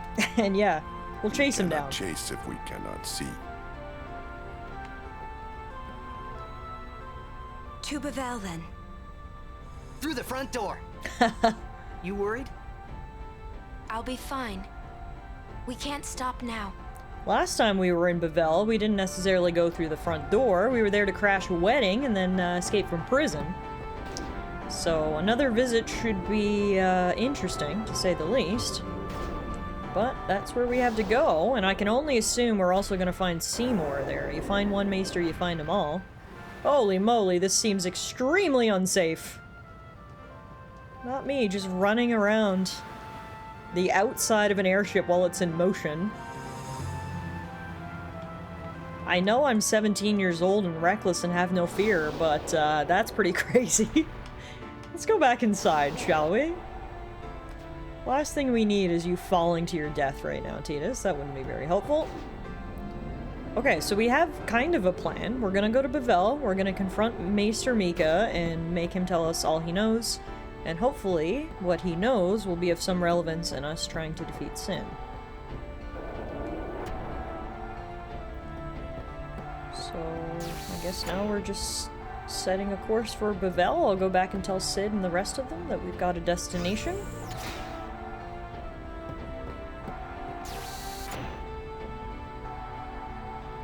Rush this and we'll lose everything. We need to plan carefully. Hey guys, I just had a great idea. It was my idea. Let me tell them. It's like this, yeah? I just thought... The hymn's the key. Ah! The hymn? Sir Jecht likes the hymn of the faith, correct? Yeah? That's why he was listening to it in Makalania. Sin, Violence incarnate, listening peacefully. I know it's your old man, and I don't mean no disrespect, but... No, it's fine. I've gotten used to it. Let me say it. If we attack Sin head-on, we've little chance of winning. However, if he hears the hymn of the faith, he will become docile. Yeah, and that's when we make our move. Might be against the rules and all, but who's keeping track, yeah? Yeah? Yeah, it could really work. Yeah, it's worth a try. Yeah, I mean, I agree. It's definitely worth a try. We saw how Sin was strangely calm and docile when that song or that hymn was being sung. So maybe it's his weak point. Additionally, if we use that paired with any information we can get from Master Micah, then maybe we've got ourselves a real plan. It really was my idea, you know. I believe you, Riku. I got a good feeling about this. I don't think there's any qualms about killing his dad. I mean, no, I think that's definitely not holding Tidus back at this point. He's seen the monster, the killer his dad has become. I mean, at this point, they're just trying to stop Sin. If there's any way to save Jecht in the process, maybe, but I don't think that's even, on Tidus's mind right now. Can't talk to this dude? Okay. I have to warn you. Something you have a plan. No, stop talking so fast. I can't. I have to fly the airship now. Goodbye. I only was able to translate the last thing he said. Oh man. Wait a minute. Hang on. I just pressed X. And it says Scout level 1, name brother, level 1, team free, contract 0 game, salary 210 gil. Sign player? For how many games? I don't know, like 3? Oh. Okay, so I guess now if I play Blitzball, he can play along with me? Could I do that with other people too? Only certain people you can recruit to play Blitzball. Okay, well, maybe now we try playing? I mean, he's only level 1, but he's now on our team. We'll see. I think it's about time we give Blitzball another go, so that's helpful. It's just with certain people. Oh. Well, I guess it's all or nothing. Interesting. Well, that sounds like a plan to me. Our baby here will take us anywhere we want.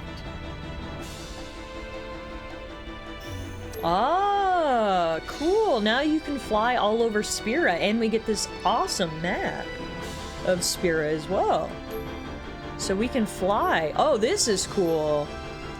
We can fly to all these different places. Besaid Island, Kilika Port, Luca, Mihen High Road, Jose High Road, Moonflow, Guadasalam, Thunder Plains, Lake Macalania, Bicanel Island, High Bridge, which is new, Calmlands, Mount Gagazet, and the Xanarkand Ruins. Oh, cool. Okay.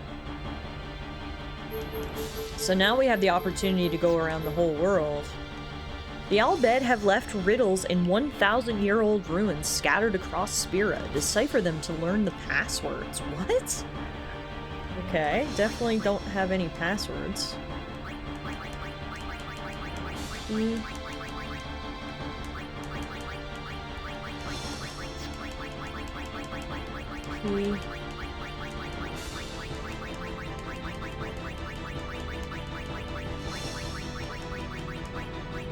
There we go. This is definitely a passcode, right? Damn it! It's big old butts, probably. Ooh.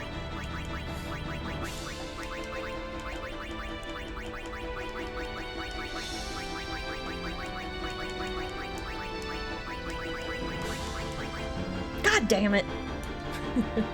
Also, there are places you can search for on the map that don't show up originally. Press A. Oh! If you just, like, scan around and mash A, you can find a whole bunch of other places. Cool. Should try Lulu's Got Cake? Unaleska's got cake. Ah, cool. Okay, so this way you can go literally all over the world. Wherever you need to go back to. And there's us at the very tippy top of the map.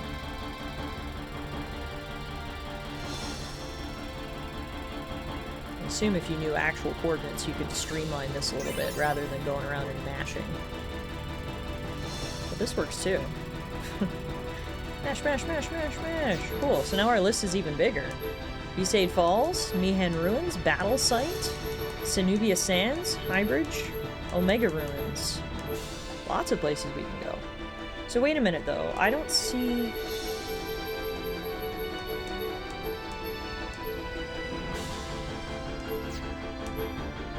I don't see where we need to go to speak to Mika. Where was that?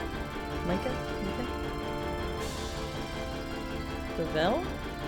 Oh, Bavel is Highbridge. Oh, okay. Okay. Gotcha. So I don't need to find it on the map. See if I can find any more places by mashing A.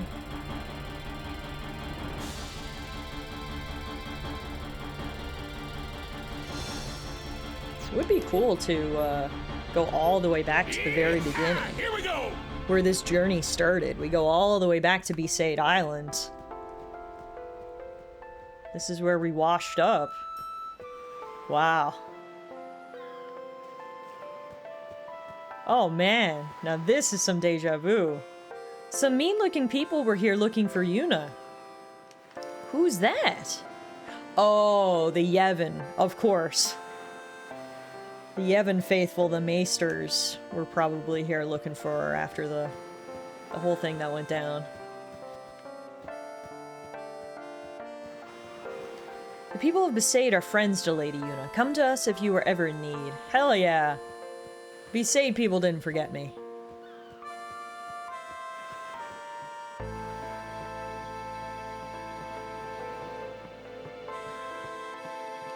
Hey, no one's loafing around here. I'm keeping a lookout for Sin.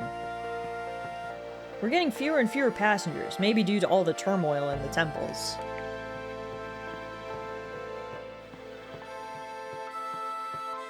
This is cool. It's cool to come full circle and come back to where it all began, you know? There's a ship flying in the sky! I saw it, honest! The music here is so calming. Yeah, seriously. So if I go back this way, I can go back to the village, right? I think so.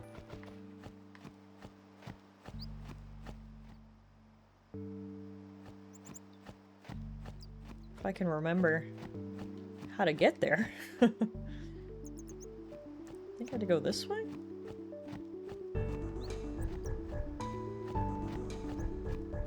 I want to go all the way back to where it all began. Besaid Village.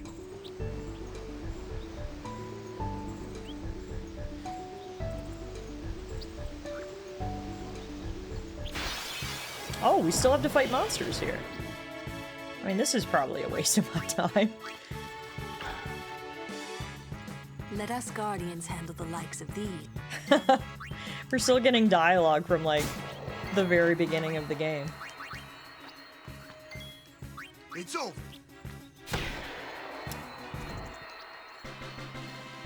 Even at the very beginning enemies, Yuna still doesn't want to hit them with physical attacks. Okay, if that's the case, and the enemies here are so easy, there is a setting, I believe, that I can disable encounters. Let me see. System settings. Oh, I think it's special features. F3. Enemy encounter override. Increase or decrease enemy encounter rate. I'm just gonna turn it down so we can get to the village. And I don't have to fight random monsters. Does that mess with the achievements? Perhaps while it's still, while it's activated, but I'm only gonna have it activated so long as I can get back to the village and not have to fight these random enemies. I had no idea she would still say that upon returning. Yeah, it's like, I get it now. I know what Guardians are. Things are a lot different than the first time we came through here. That's for sure. Have you saved recently? I saved when I came down here, I think. But yeah, this is a nice handy feature just for exploration purposes. So now we don't gotta deal with the monster. Wait. I can't go back to the village? Boo! Or wait, is this the way to the village? No, I'm pretty sure that was the way to the village. No, maybe I'm wrong. Maybe this was the way to the village.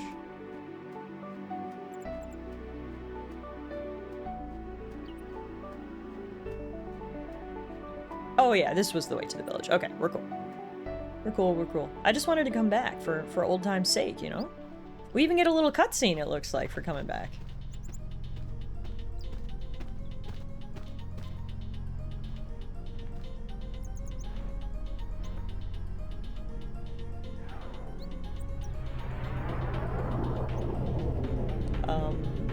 Infidel!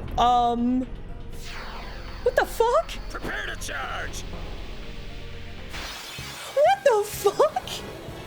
I thought the people of Besaid were holding it. No! I thought the people of Besaid were holding it down. I thought this would be a nice homecoming. I thought they would be excited to see me. Are you serious? Oh my god, are you serious right now? I'm shook. What?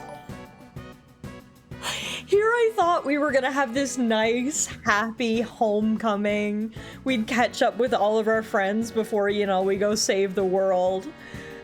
Instead, no, our hometown is full of religious fanatics who believe everything they hear and now think that, I'm an infidel and need to be killed on sight with Dark Valifor.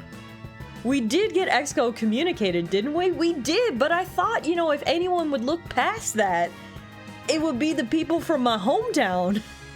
But no, the people of Besaid were not excited to see Yuna, and he instead sends out Dark Valifor, who can kill me. One hit KO.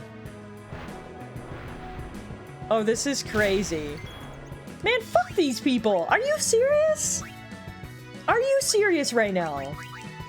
I came all the way back here, excited to see you.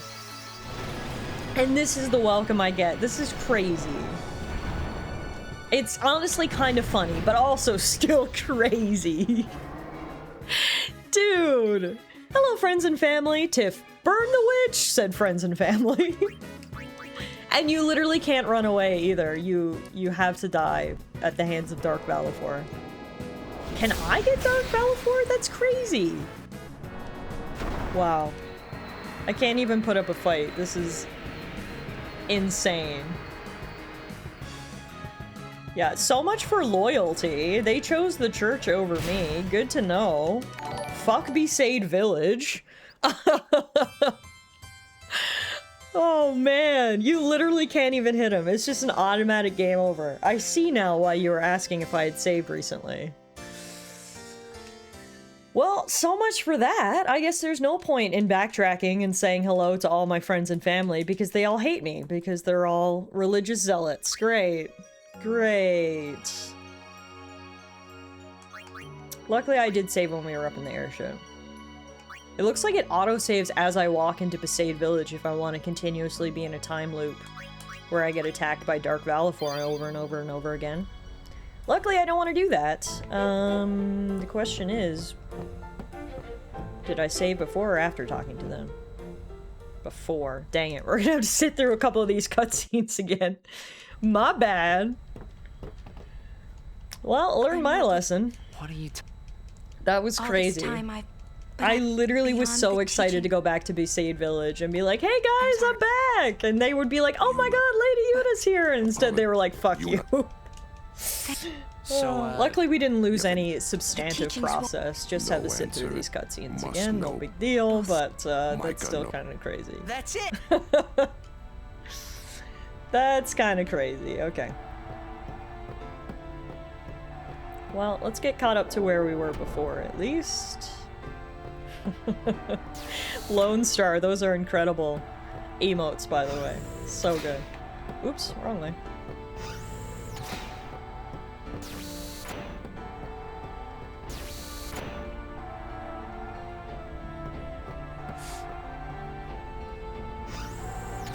Okay, note to self, we're not gonna go back and say hello to anybody because everybody sucks. Did the repel option stay on? No, it went off, but I can turn it back on at any point. Use an F3. Hey guys, we skip I just this had a great idea. It was Except my it's idea. not really gonna let me, so Let we'll just me watch tell it them. again. It's like this, yeah? And yeah, so I guess at this point in the game, you unlock the airship, which does give you access to go back and revisit previous areas. Whether that's a good idea or not is to be discussed, I suppose. But I guess we do actually have our next course of action in terms of progressing the main story. We have to go back to the Vel, confront Maester Micah, see what he knows, and then we've got to attack Sin. I think we're heading into the final chapter of the game now, guys, which is kind of exciting. I think before we do, I am going to give Blitzball one more go. We'll give it one more try. Yeah, it's worth a try. Yeah, it's time to defeat Sin. I can't wait to see how this is all going to wrap up. I'm going to recruit Brother again one more time, I guess. Now that I know I can sign him, we'll sign him for 3 games, just like I did before. Everything's going to be the exact same, and then I'm going to make sure I save. Yes, save, save, save. That was so hilarious. Alright guys, I think I'm gonna call it a day there. Thank you all so much for hanging out with me this afternoon. I had a really, really great time today, so I appreciate y'all taking some time out of your Sunday to hang out with me and play some Final Fantasy X. Shout out to Super for the Twitch Prime sub. Shout out to TS and Bronny for the biddies. Braska's daughter for the raid. And Lone Star Navy Vet for the biddies as well. Appreciate the support today, everybody. And I hope y'all have a great rest of your Sunday. If you guys are new around here and you want to see my playthrough so far, head over to the YouTube channel. I do upload all of my VODs over there, so you can get caught up to our journey at this point. And if you guys would like to continue watching my first playthrough of Final Fantasy X, we will be back on Tuesday. The plan is this week we're going to be streaming Tuesday, Wednesday, and Thursday. However long it takes to beat Final Fantasy X, rather, is how long we'll be playing it. I do usually go live on weekdays at 6 p.m. Mountain, which is 8 p.m. Eastern. Yeah, we'll be live on Tuesday, and if we need to keep playing on Wednesday and Thursday, we'll do that as well. If we finish up the game, then we'll figure out what we're going to play next. But for now, see you guys on Tuesday at 6 p.m. Mountain for some more Final Fantasy X. And if I don't see y'all again, thank you so much for being here today. Like I said, I do really appreciate it. I had a lot of fun. We beat some big bosses and had some pretty big lore dumps and plot twists. So I can't wait to see where the story is going to go from here. Before we go, we may as well keep this party going, right?